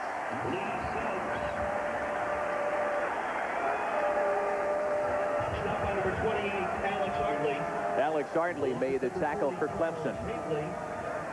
Tigers really got to be concerned with the clock as we're inside at 3 minutes to go here in the 3rd quarter, and it's been a frustrating afternoon in part for Woodrow Dantzler.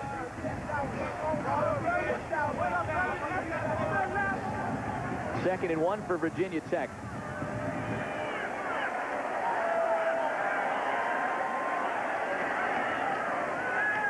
Play action for Vick. Rolling to his left, and he's got a receiver bobbled and incomplete. Fans of the NBA on NBC return Saturday, January 13th, with more exciting action. Most you'll see a battle of 2 powerhouse teams looking to make it to the next level as Scottie Pippen and the Blazers face off against Latrell Sprewell and the Knicks. Others will see Jason Kidd and Phoenix versus Dirk Nowitzki and the surprising Dallas Mavericks. Check your local listings for the game and time in your area. That's the NBA on NBC, Saturday, January 13th. 3rd and 1 for Virginia Tech after the incomplete pass. Out of the eye. The give is to Jarrett Ferguson, who's dropped for a loss.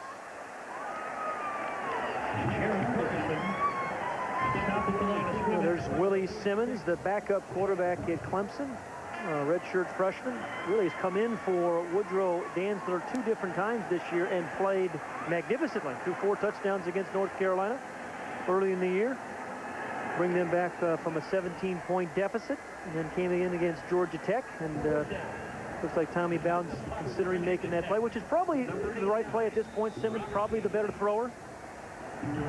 Now, the run game just has not been there for Clemson all afternoon. Yeah, thanks to Mr. Pugh and Mr. Beasley and friends. Brian Mance back to return Peasley's punt. Only the 2nd punt for Virginia Tech all afternoon. Takes a good Clemson bounce, and it's down around the 26-yard line. A 33-yard punt by Robert Peasley.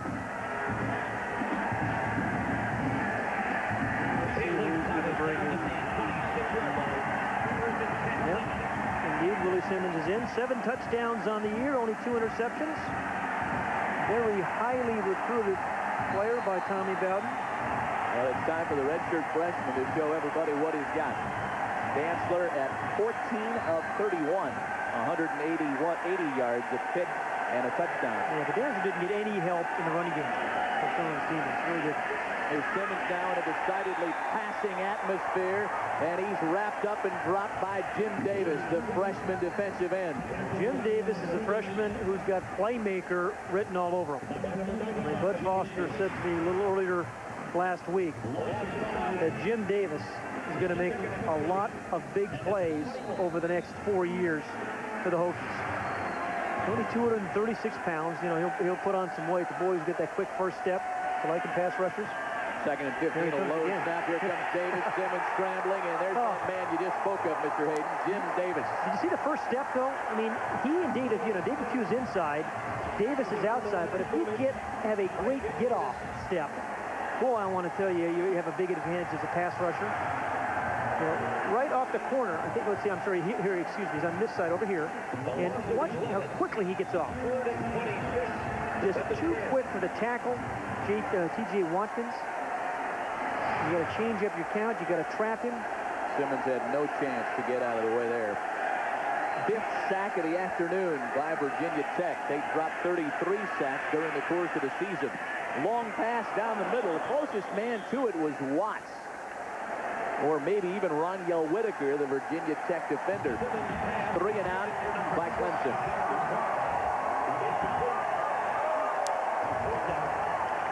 Virginia Tech has some depth in that defensive line. You just saw Jim Davis, number 95, and 5 defensive tackles that play. Beasley and Pugh, by the way, both come back, as do Cobb and Aditi, so the entire front 4 come back next year.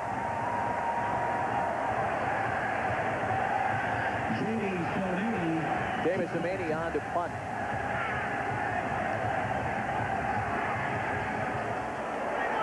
Andre Davis back to return. He returned 3 for touchdowns during the year, and this one bounces out of bounds at around the 46-yard line. 27-yard punt. Well, we've talked about this potentially being Michael Vick's last college game. And a couple weeks ago, when he got down here to Jacksonville, he said, nope, I'm coming back. And Coach Beam was very, very happy about that. Then, you know, really started to waffle on the issue a little bit. I say you'd like to have him back because of plays like this. He has been absolutely sensational today. And when he's healthy, he is really very, very difficult to defend, particularly when he's running the ball. You know, it's hard enough to describe what he does, let alone defend it. Takes the reverse. The left-handed quarterback is up in the air, and this one's picked off. That one grabbed by Robert Carswell, who is the only player to intercept Michael Vick twice in a game. That happened last year. That's how the 3rd quarter comes to a close. And Carswell intercept that one for Aunt Vicky. Said he dedicated this game to her. Wanted to say hi to the folks back home. End of 3. Virginia Tech on top. Now a sneak peek at the new Tuesday comedy, 3 Sisters. Go ahead, best say it. I was right. Come on, it's 3 little words. Stephen was right. I can get you a pen and paper if you'd prefer to write it down. Fine. Congratulations on being right. One time in our entire marriage. Enjoy your sad, pathetic little victory. Feels pretty good. 3 Sisters, NBC Tuesday after an all-new Frasier in 1 week. Happy New Year from all of us at News Channel 5. Welcome to Plattsburgh Ford, the North Country's largest dealer of new and pre-owned quality Ford cars, trucks, and SUVs. Plattsburgh Ford's friendly professional staff offer the best in automotive service to our customers, with the most advanced tire changing, wheel balancing, and alignment equipment available at competitive prices, with or without an appointment. Plus great prices on popular brand tires for most vehicles. And Motorcraft Fast Lube Service. Lube oil and filter, just $19.99. For quality selection and service, get into Plattsburgh Ford today. Tuesday on News Channel 5 at 6, Stephanie Gorin brings you the story of a 60-year-old man learning to read and write thanks to an 8th grade class. There's so many books I'd like to be able to just pick up and say I can do it, but someday I will. Join us for a special Learning Counts as we show you one man's struggle for literacy and his impact on the kids who inspired him. Now I know that if I have a goal in life, I should do what I can to achieve it. The Courage to Learn, Tuesday on News Channel 5 at 6. Coverage you can count on. The thrill is back with a vengeance. Toyotathon 01. The blockbuster event returns with great year-end values on Toyota's best. With Camry CE leases as low as $219 a month for 48 months with $19.94 due at signing. Or save up to $16.20 when you buy. You could even get special low financing now on Camry, including Solara. Toyotathon 01 is back, but it ends January 2nd. See your New England Toyota dealer, the crossroads of American value.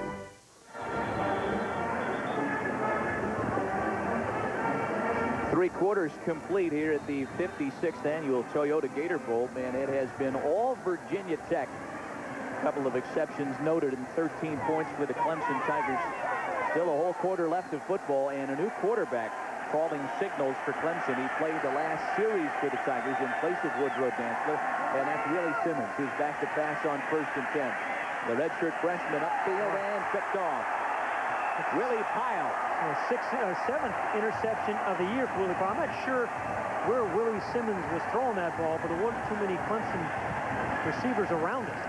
Willie Pyle had a 3-interception game versus Syracuse this year, and as you mentioned, Ben, that's his 7th of the year. Now, I think he was trying to hit Gardner on what they call a skinny post. Gardner was running with a deep post, and so he threw the ball right to the free safety. And I think that's what Tommy Bowden said. You got to get it over the top of him. Can't drill that one. Virginia Tech will take over at midfield out of that familiar I formation. The flip is to Lee Suggs. Tackle made by Chad Carson on the play. There's a guy we haven't spoken much about. Chad Carson, number 46 with the Tigers, their leading tackler. Great student athlete. Second time he was academic All-American, Verizon academic All-American. Clemson Tigers actually have 2 first-team academic All-Americans within their ranks. Center Kyle Young, the only team in Division I with 2 first-team academic All-Americans. And by the way, those guys did it last year as well. A lot of movement on the line and a flag down. Possibly Khalid Vaughn. There's Chad Carson.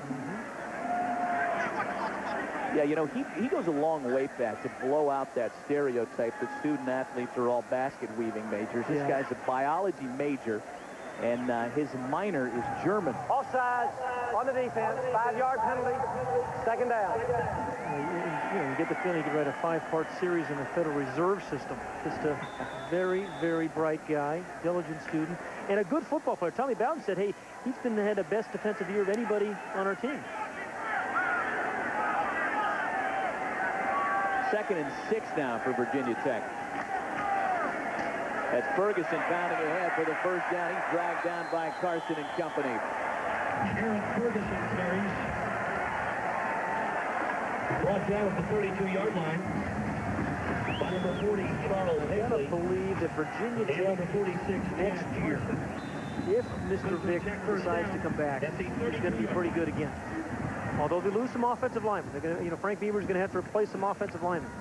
A lot of good defensive players coming back, particularly that front 4 we talked about. And if you get Vick and you get Suggs, Andre Davis will be healthy. They could be pretty formidable again. Done a great job rushing the ball today. Have the Hokies. This is a keeper for Vick, and he coughs it up. Fortunately for the Hokies, Jarrett Ferguson was there to jump on it. I think they're trying to pitch that late. One thing Vick has done a little bit this year is turn the ball over. Vick hurt himself a little bit coming out. You know, he hurt his right hand or right shoulder. It almost seems, call that one an incomplete pass, according to our Southeastern Conference officiating crew today. So we'll get a new quarterback in for the Hokies.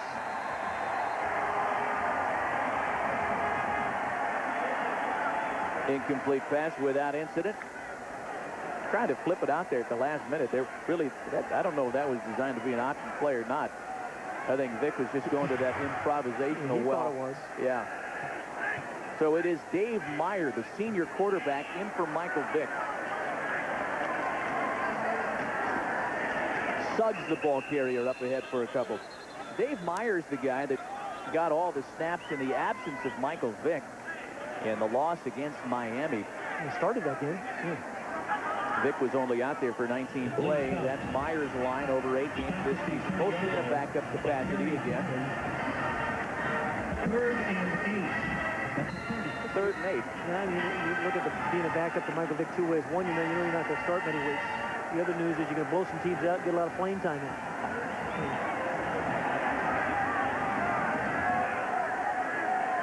They've done it with the run this afternoon, had Virginia Tech.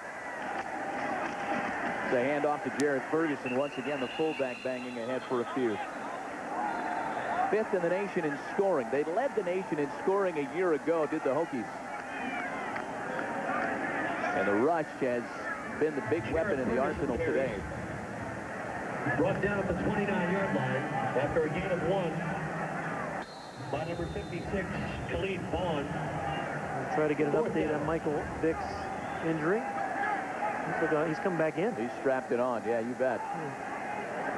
Yeah, we had a chance to spend some time with him. Really an engaging young man. And Ricky Bustle, the offensive coordinator, was saying to me earlier last week about Michael Vick. We talked about his arm and his legs and all of the ways he could beat you. He said, what I like most about Michael Vick is his personality. He's got a big-time personality.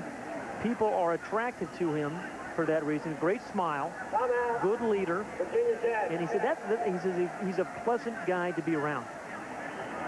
The pride and joy of Newport News, Virginia. And even if Michael Vick is to leave the collegiate ranks, as you take a look at Ricky Bustle, his offensive coordinator, and if he leaves at the end of the season, good news for college football fans. There's another Vick coming to the collegiate ranks soon. And the folks back in Newport News say that Michael's little brother, Marcus, might be a better talent than Michael Vick. You know, they always say that about little brothers. But if he's anywhere near, he's going to be quite a talent. Yeah. Is he quarterback? Running back? He is a quarterback, running back. A dream to coach, as is Michael. Let's take a look at the play that shook him up a little earlier. I think it was a designed option play. Decided to pitch it very, very late. Came down awkwardly. He does a lot of jumping and leaping right before he's hit, and you think he's going to hurt your wrists and hands and such when you're doing that a lot. But he's back in. 4th and 7, and Vick is back out there as the signal caller. He's got Ferguson and Suggs in the backfield with him. You know, I'm surprised actually Frank Beamer is playing him. Because if he's planning on having him coming back next year, you certainly don't want to get him hurt in this situation. The game is clearly in hand for the Hokies. He had Ferguson in the flat looking for the tight end that time, and it's incomplete. A lot of guys have dropped the ball in that area of the field. And as we've seen punts drop, we've seen kicks drop, we've seen passes drop. Tech on top. We'll be right back. Reviewing our last fiscal year, the numbers from January were slightly better than the numbers from February. However, the numbers in January were identical to the numbers in March. The numbers in April were slightly lower than the numbers in March, but identical. Like playing games? Come to Best Buy, where trying out the latest video games is all part of the fun. Best Buy. Go ahead. Turn on the fun.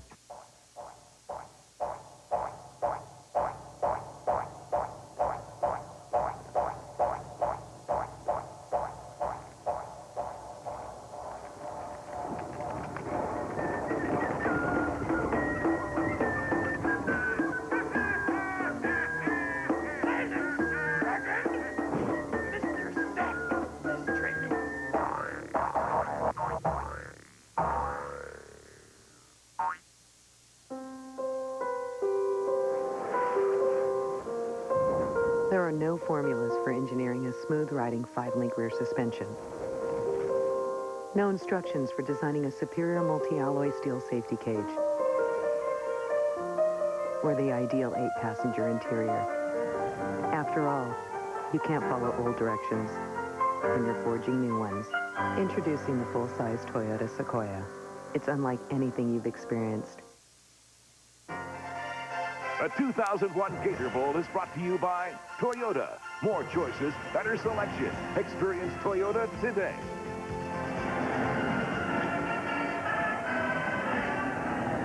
Welcome back to Jacksonville, and once again, a Happy New Year. Matt Vasgersian back alongside Pat Hayden, Skip Lewis, and Lee Rehrman. And so far, that Scarlet Virginia Tech Hokie color has been the color of choice at this Gator Bowl. Okay. I got to call it scarlet. Yeah, okay. I'll go with it. I'm a guy that that's orange. I call it dark red or purple, but, you know, when you open up that crayon box and there's 160-something colors in there, all those esoteric words. 1st and 10. Keep rambling.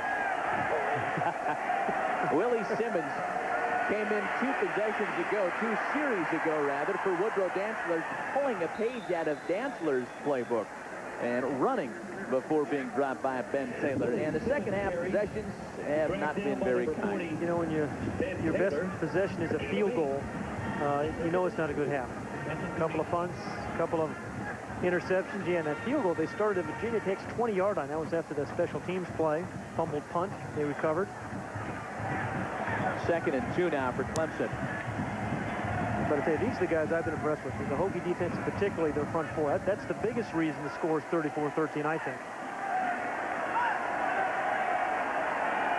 Ben Taylor's showing his face in the middle of the line now out of the shotgun. Here's Simmons trying to make something of it. Nothing doing up the middle as Brian Welch was there for the stop. Done a pretty good job up front for the Tigers today. Is Will Merritt, their old left guard, number 50. Talked to him a little bit yesterday. Looking forward to the game. He says, you know, I'm getting married at the end of March, he said. I'm worried about stunts and linebackers today, but right after this game, I have to start worrying about picking out China. Oh, yeah. Yeah. What's the uglier world, I asked you. Will Merritt, a guy who has Clemson in the bloodline. Father, brother, sister, uncle, 2 cousins all went to Clemson. There's a handoff to Keith Kelly, and he's stopped up for a loss. Keith Kelly, the ball carrier. Dropped by Ben Taylor. Let's check in with an update on Michael Vick's status and throw it down to Lee Rehrman. Lee. Thanks, Matt. I'm with Mike Goforth, who's the head trainer for the Virginia Tech Hokies. Mike, Michael Vick went down in that last series. What was his problem? On the tackle, he took a blow to the private part, so the chest was down a little bit. He's okay now, and we're ready to play. He's back up. He's singing soprano, but he's ready to go. Back to you guys. After the Madeline Kahn impersonation was over with, he regained his vocal strides and was back out there. This one's complete. That's Rod Gardner out across midfield. Sometimes, you know, just a little bit more information than you want. Yeah. Just sometimes, occasionally. Yeah. Yikes. Yikes. An 18-yard pass play completion to Rod Gardner. Well, it's going to be decision time, as you mentioned, Pat, for Michael Vick when this game is over. That's a process that's already begun. And as you mentioned, he's been consulting a lot of advisors, both personal and people like his head coach at Virginia Tech, Frank Beamer, because it's been said that if he declares eligibility, if he comes out, he might be the #1 pick in the nation. I don't see why not. There's Gardner again on the sideline for a few. Well, San Diego Chargers have the #1 pick. Indeed, they need a quarterback. And if he does decide to come out, that would be a good marriage for him. Although, I got to tell you, surprise entry perhaps, the Seattle Seahawks, 2 high #1 draft picks. And, you know, if you're Michael Vick, you'd love to potentially go work with Mike Holmgren. 2nd down and 4 for Clemson. 5 receivers for Willie Simmons. The shovel to Kelly. Up ahead for a few. You know, ordinarily you advise a guy to stay in college, get the extra year, and obviously the education. But it's clear that Michael Vick is going to play professional football. Believe me, I'm all for education. Had 11 years of postgraduate work, and so I understand the premium and what it means. However, I mean, this guy is ultimately going to be a professional football player, and if he's going to get drafted that high in the first 3 picks, which I was told last week, you know, that is pretty significant. You must consider it. 1st and 10 for Clemson. Simmons with a little more time this time. Cobb chasing, he unloads, and it's incomplete. Well, Simmons does have a live arm. Looking for Jackie Robinson that time, 2nd and 10. You know, back to the Vick situation, Pat.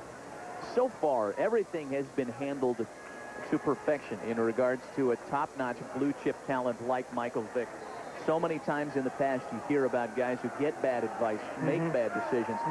That good decision-making process began when he came to Virginia Tech and continued when they redshirted in his freshman year. That was a promise that Frank Beamer made to his high school coach back in Newport News.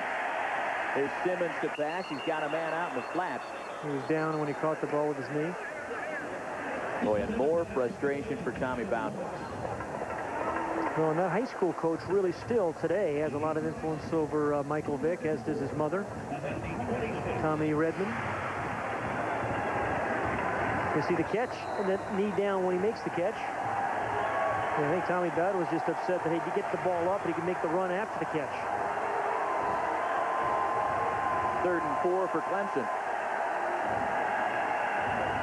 Out of the shotgun, Simmons with a little time to throw. He's got a receiver. That's Watts once again. You'd love to see Watts get in the end zone, wouldn't you? Tell you, a 5-year Letterman career without scoring a TD, ACL, 6 blown knee surgeries. You'd love to see this guy get in the end zone. You notice how slowly he gets out. I mean, he still looks like he's going to need his 7th, perhaps. That's a guy that just has Clemson orange running through his veins. A battler. He's got 4 catches for 58 yards this afternoon. He is absolutely hurt. Yeah.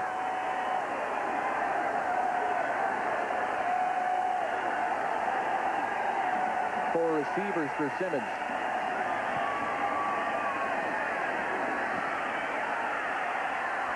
He had a man in the flat, refused to give it up, and he's finally knocked out of bounds. That was an unusual looking play with Chad Beasley finally forcing him fouled. How about Beasley, though? You talk about sideline-to-sideline players. Usually you talk about linebackers. Chad Beasley, 277-pound junior inside tackle. Now, I have really been impressed with him and David Yu, the other tackle. Those guys, roommates, they play a lot alike. 2nd and 14 from the 14-yard line. Call it 2nd and 13 plus. Simmons audibilizing, changing the play. Looking for the quick pass to the corner. He's got Rod Gardner. Touchdown, Tigers. Well, that's what they were trying to do several times. Get Gardner in those, one-on-one jump ball kind of situations. He led him perfectly. Didn't really have to go up over the defender. Gardner has a great sense of timing. Yeah, I love that about Tommy Bowden. Still coaching his guy, his freshman quarterback. Knows it's a learning experience for him. 7 catches for Gardner now for 92 yards. And the point after by freshman kicker Aaron Hunt is good. It brings Clemson to within a couple of touchdowns. Perfectly led ball over Roniel Whitaker. Used to have had a battle all afternoon. You're watching the 2001 Toyota Gator Bowl on NBC. Go. Let's go. Come on. Looks like we're delayed. Oh, let me just check my stocks. Ooh, wireless trading. That's a leap of faith. Yeah. I need research and analyst reports before I'd ever buy a stock. And so do I. Fidelity, a leader in wireless trading, now with more research and access than ever. You get all that? Yeah. See, it's not such a leap after all. To invest, call, click, or visit Fidelity. System availability and response time may be subject to market conditions. Watch the ripples change the size, but never leave the stream. In today's net economy, companies are struggling to change, struggling with the complexities of e-business, with making intranets, extranets, and the internet work together across any platform around the world. Well, now it can all work together as one net.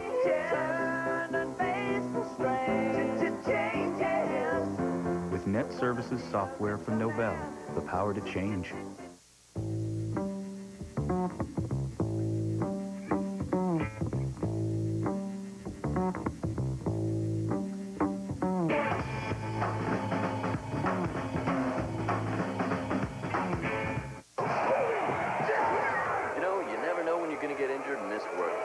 Supplemental insurance. What's supplemental insurance? Aflac. It's one that pays you cash for things like lost pay and other expenses. What one? Aflac. Just ask about it at work, right? What did you say it was? Aflac. Without it, no insurance is complete. Is your dandruff sending the wrong signals? Get Selsun Power. Doctors recommend Selsun Blue. So don't send the wrong signals. Get Selsun Power. Brian Boitano, Christy Yamaguchi, and Dorothy Hamill star in a special for the entire family. Imitrex presents the Brian Boitano Skating Spectacular, next on NBC. Clemson back to within 2 touchdowns and over 7 minutes left in the final quarter. Looks like an onside kick to me. Onside kick situation indeed. Need that high first hop. Big Onside kick is away. Bounces near the far sideline, and it looks like Virginia Tech did their job to bounce on it. Let's check in with Lee Rehrman. Thanks, guys. I'm here in the stands. Right the body, Michael being from Virginia Tech. That last injury. We'll check back in with Lee a little later on. Had some audio problems on the sidelines. Virginia Tech takes over. I was about to talk to Brenda Body, Michael's mother. I'm told she drives a big bus to all their games. She's driving something a little nicer than the bus here in another, maybe 10-hour drive or so. Not too much longer than a year. Vic still back there, calling signals for the Hokies. The pitch is to Lee Suggs, and he's wrapped up by Keith Adams. You know, it's like shot out of a cannon, Keith Adams. Charles Hafley also in on the tackle. Hafley, number 40, their strong safety, has really had a big season for the Tigers. 2nd and 10 for Virginia Tech. I'm still surprised to see Vic in the ballgame. You know, up 34-20. What Clemson has to have here is a 3-and-out. There's just no question about it. Vic looking to pass. Left-handed QB up and overthrows his target, Ernest Wilford. Check that. Emmett Johnson was the intended receiver. 3rd and 10 now. Daryl Crutchfield had the coverage. Well, you know, Michael Vick talked a little bit how his numbers passing weren't quite as good as they were this year as they were a year ago. But really, when you consider that he was out a lot with some injuries, of course, you know, his right ankle was injured a lot. You talked about Andre Davis. That was the combination. They never quite got in sync this year, and still come into this ball game with 10 wins. 3rd and 10. Vic out of the shotgun this time. Plenty of time. And he's got a man. And the first down. For a first down. That's Browning Wynn, the tight end. 14-yard completion. Browning Wynn's made a couple of catches here this afternoon. That one good for a first down. Entering this game today, 15 of his 16 career receptions were good for first down. Another one of those walk-on tight ends. You know, it must be nice being a receiver or a tight end for Virginia Tech. You realize, you know, if you find a little crease, a little opening, Michael Vick is going to get you the ball and get it to you pretty quickly and give you a chance to run after the catch. Jaron Ferguson, the fullback, wrapped up by Robert Carswell. Carswell's the only active Tiger to start in 2 bowl games. He's made a number of good plays here this afternoon. He's the Clemson career record holder in tackles by a defensive back. That's not necessarily a distinction that bodes well for your defense. Well, he played it well against Michael Vick a year ago. 2 interceptions against Vick. And when Clemson and Virginia Tech met a year ago, Michael Vick was just beginning to emerge. It was early in the season. I think it was the 3rd game, and it was actually his first, you know, full game. And people began to hear about Michael Vick after the Clemson played Virginia Tech a year ago, and Virginia Tech won. Lee Suggs, not a whole lot up the middle. They needed 3 for the first down. Suggs may not have gotten it.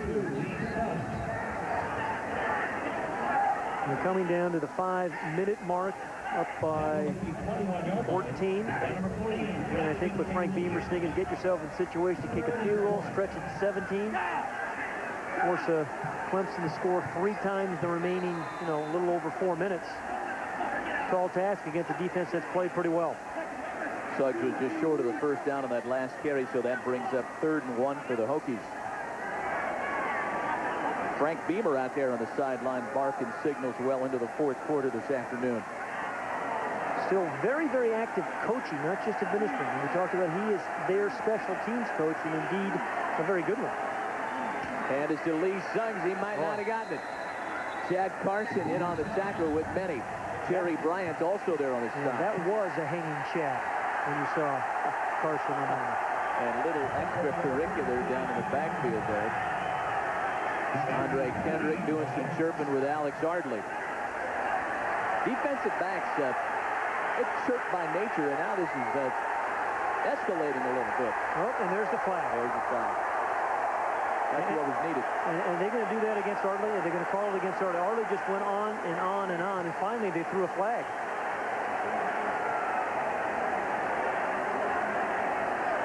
That's a bad spot to have the flag thrown. It was on Ardley, right? I don't think they... It was indeed called on Alex Ardley, yeah. A bunch of guys around him and his referee, I think they threw him out of the game. Alex Ardley in his 3rd straight year as a starter. On the defense, half the distance to the goal, automatic first down, and the player has been ejected. Well, that'll be all for Alex Ardley this afternoon. He is still hot. Yeah, I'm not so sure that's all for him. You may see some more of him on the sideline. That brings up 1st and goal for Virginia Tech, and as we mentioned a moment ago, that's a rough spot if you're a Clemson fan for a penalty. We'll take a look at some of the early activity. Well, once again, Keith Adams just stuffs it. And Chad Carson finishes it off. Carswell there. There's right there. He's right there. It's 28. It's after the play. He started talking. Well, that's really a shame. It looked like the Clemson defense had done its job to prevent the first down. But after the penalty, it's 1st and goal v. Tech. We talked about Virginia Tech averaging 40 points on the year, and a touchdown would get them right to that mark. Whoops. All kinds of movement on the line. Terry Jolly was in there, among others.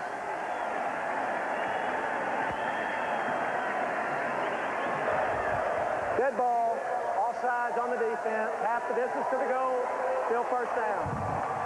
A team that had played such fundamentally solid football throughout the course of the regular season, Pat, you commented it on yourself, but the fact that the Tigers had not made a lot of mistakes, especially on special teams, but those mistakes have been very costly today. No, you know, the last one, obviously. I think the incredible frustration because Virginia Tech has been really efficient.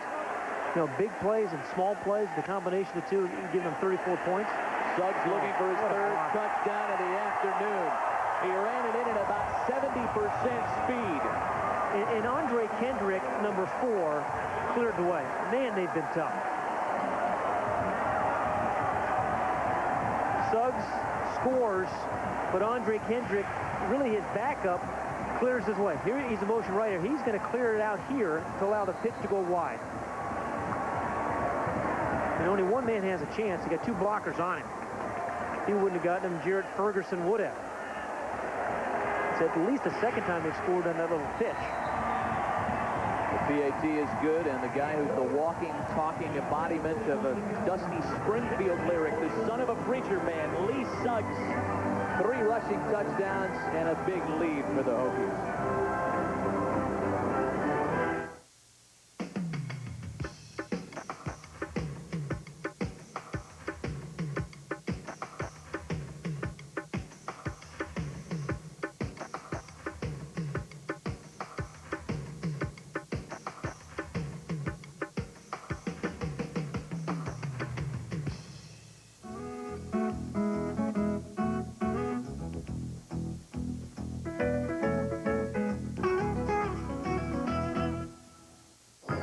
You look great.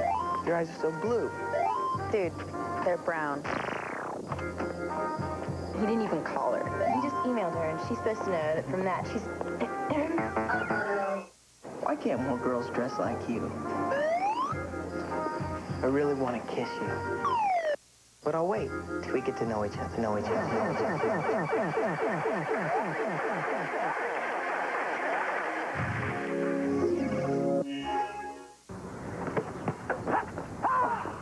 Yes. One more time, but it's something I'm serious. Sure, let's play for $1. I'm not that serious. Guys, $1 isn't serious. Then you must not know about 10-10-220. Remind me. Dial 10-10-220. All calls up to 20 minutes, 99 cents. Just 7 cents a minute after that. There's got to be a monthly fee. No. In that case, I'll shoot for $1. Can you do that? Too short. Dial 10-10-220. this? Check this out. Get the flashlight. Get the flashlight. Fernand.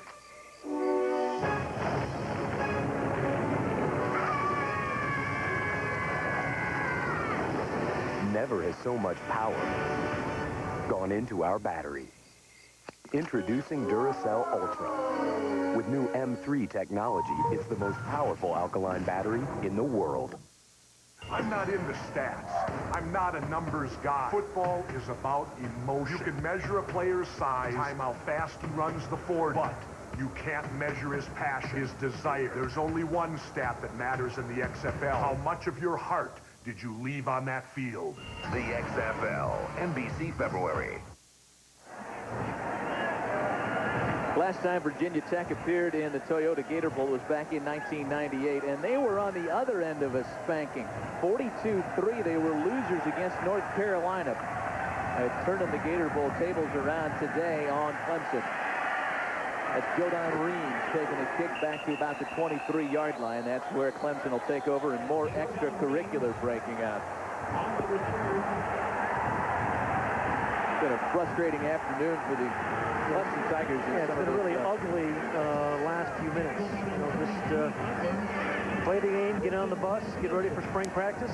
Tommy Bowden's got a good team coming back next year, and we talked about Frank Beamer's improved recruiting. Tommy Bowden, he was saying to us just yesterday, you know, I used to lose a lot of guys to the state of Florida, and my father, he said, this year I've shut Florida State out in my state. He's talking about, I always want to know where my dad's recruiting. I call Mom. She says she always spills the beans where Dad is, so I always know where Dad is recruiting. Well, to find out whose living room Bobby is invading. This one's thrown away. Yeah, that's a nice thing. He says, told us yesterday, he can call up, and if he wants to find out where Florida State's doing its dirty work, he says, Mom, where's Daddy at? Yeah.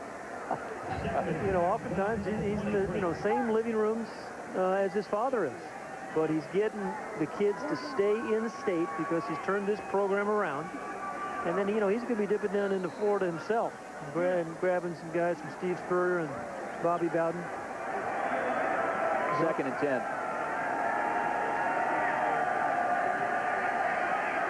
Simmons trying to make something of it up in the pocket. He steps up, almost picked off by Eric Green. Let's check in with Kip Lewis. Hey guys, as you have noticed, the Clemson players, things getting a little chippy out here. Actually, after Alex Ardley was thrown out of the game, he came over the sideline and basically really had some words for Coach Bowden. They started yelling at each other. This Clemson team very upset about the way they played today. Matt? Yeah, losing the poise a little bit, Matt. Losing the poise. It has been a frustrating afternoon for Clemson indeed. 3rd and 10 now for the Tigers. Simmons avoids the rush.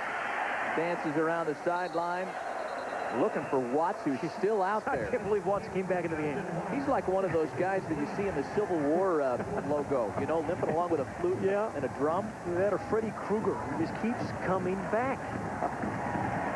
That's a 3 and out for Clemson. You know, regardless, Pat, of what happens here in the final minutes of this game today, it has been an outstanding season for Clemson University on the field and in the classroom, as they were named the Time Magazine Public University of the Year this year. Well, we got a great program there called it's Communications across the curriculum. The president's very proud of it. Our alma mater, by the way, was School of the Year, Time Magazine School of the Year, USC, for private institutions. Big year indeed for USC. In the classroom, that is. Yeah, there you go. But they, you know, 8 graduate students on Clemson playing in today's ball game. I've never, you know, done a college football game where I've had 8 graduates. And 2, as you mentioned, consensus academic All-Americans. A lot of those guys just graduated on December 21st. Yep. A couple of them already have jobs. Yeah, Freddie James, the defensive tackle. Interned last summer with GE Plastics up in New York, and he's got a nice job for himself. He's an engineering major. They're doing some good stuff at Clemson. Apparently, Virginia Tech had 10 men on the field. Most recently, that explains our stoppage in play. So Jamie Semany on to kick it away once again. And Andre Davis, the return man for the Hokies. Boy, this guy, if you wanted to throw him the ball, not that they would, there's nobody covering him. That is Kevin Youngblood, who aligns tighter. Just over 3 minutes left And Virginia Tech on top by 21 points.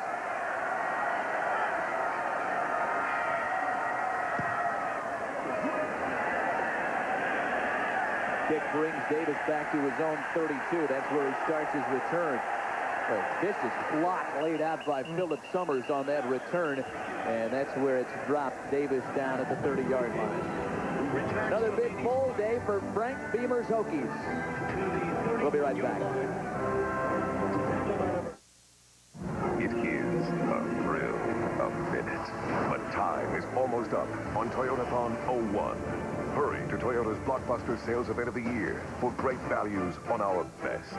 Like the legendary and reliable Camry. Just one ride, and you'll know why. It's been the #1 selling car in America for 3 years in a row. Toyotathon 01. Get there before the thrill is gone. Hurry, ends January 2nd. Briefcase. Need new tires? Our 35,000-mile tires are 4 for just 99 bucks. Pep Boys, one more reason cars like us, people love us. You wouldn't believe the sales. I hope you didn't put all those in the credit card. Yeah, why? Those interest charges are really going to get us. Don't worry. I used our new Capital One card. It's interest-free. To the neighbors! If you had a new Capital One card, all your purchases would be interest-free until July 2001. We gotta tell Bob and Carol about Capital One. What's in your wallet? This is my grandpa. Give him good food and good people, he'll charm you all night. So we took him to the Olive Garden for their chicken scampi. It was perfect. Pasta and sauteed chicken covered with this rich garlicky sauce and all this for $8.95. Olive Garden. When you're here, you're family. Can't believe your parents busted you. No, right? So did they ground you? No. Take away the car? Not even. Cut your allowance? Get this. They took away my phone for 2 weeks.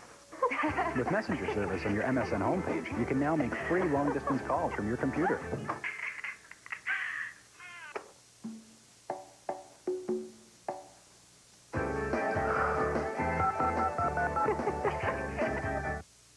Thursday, it's all new. Dr. Mark Green is about to go somewhere only his patients have. He's seizing. Oh my God. All the way to the edge. Mark, talk to us. All new ER, NBC Thursday. Matt Vasgersian back with Pat Hayden, Lee Rariman, and Kip Lewis. Virginia Tech on top by 21 points with 2:49 left to play here in the fourth quarter. And Michael Vick is already making the walk and making all the pre-congratulatory hugs and handshakes along the VTech sideline. You know, he's a leader besides being a great player. Players like him. And likability is a good thing for a quarterback, particularly when your offensive lineman like you. So it's Dave Meyer back into quarterback for the Hokies. Little hand to Suggs up the middle for a few. Yeah, again, why would Suggs be in this ball game too? You know what I mean? Suggs. It's not even Suggs. Yeah, you're it's right. Wayne Ward. Yeah, that makes sense. That's what I get. There you go. Wayne Ward, Wayne Ward, what he's had is a great special teams year. Ward just came off the thrown shoe, but Wayne Ward blocked 2 kicks, 2 of the 8 kicks they blocked this year. They had 40 return touchdowns for Frank Beamer during his career. And they do it on kicks, they do it on punts, they do it on interceptions, fumbles. They get the ball into the end zone. That's why they average 40 points a game. That's Keith Burnell, the backup tailback up ahead for a few. Famous name around these parts. Keith Burnell carries. The quarterback here. Stopped at the 40-yard line. Yeah, Burnell, Brunell, that's close. Yeah, you bet. I'm with you. Just working it. I'm with you, partner.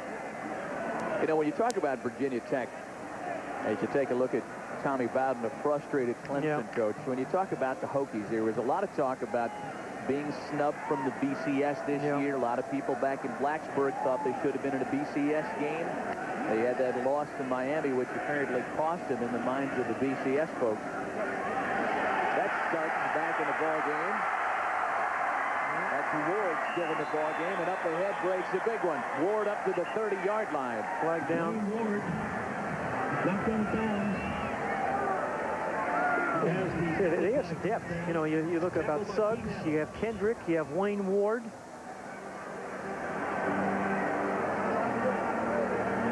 And guys kind of earn spot. Oh, Beamer just got the Gatorade over his head.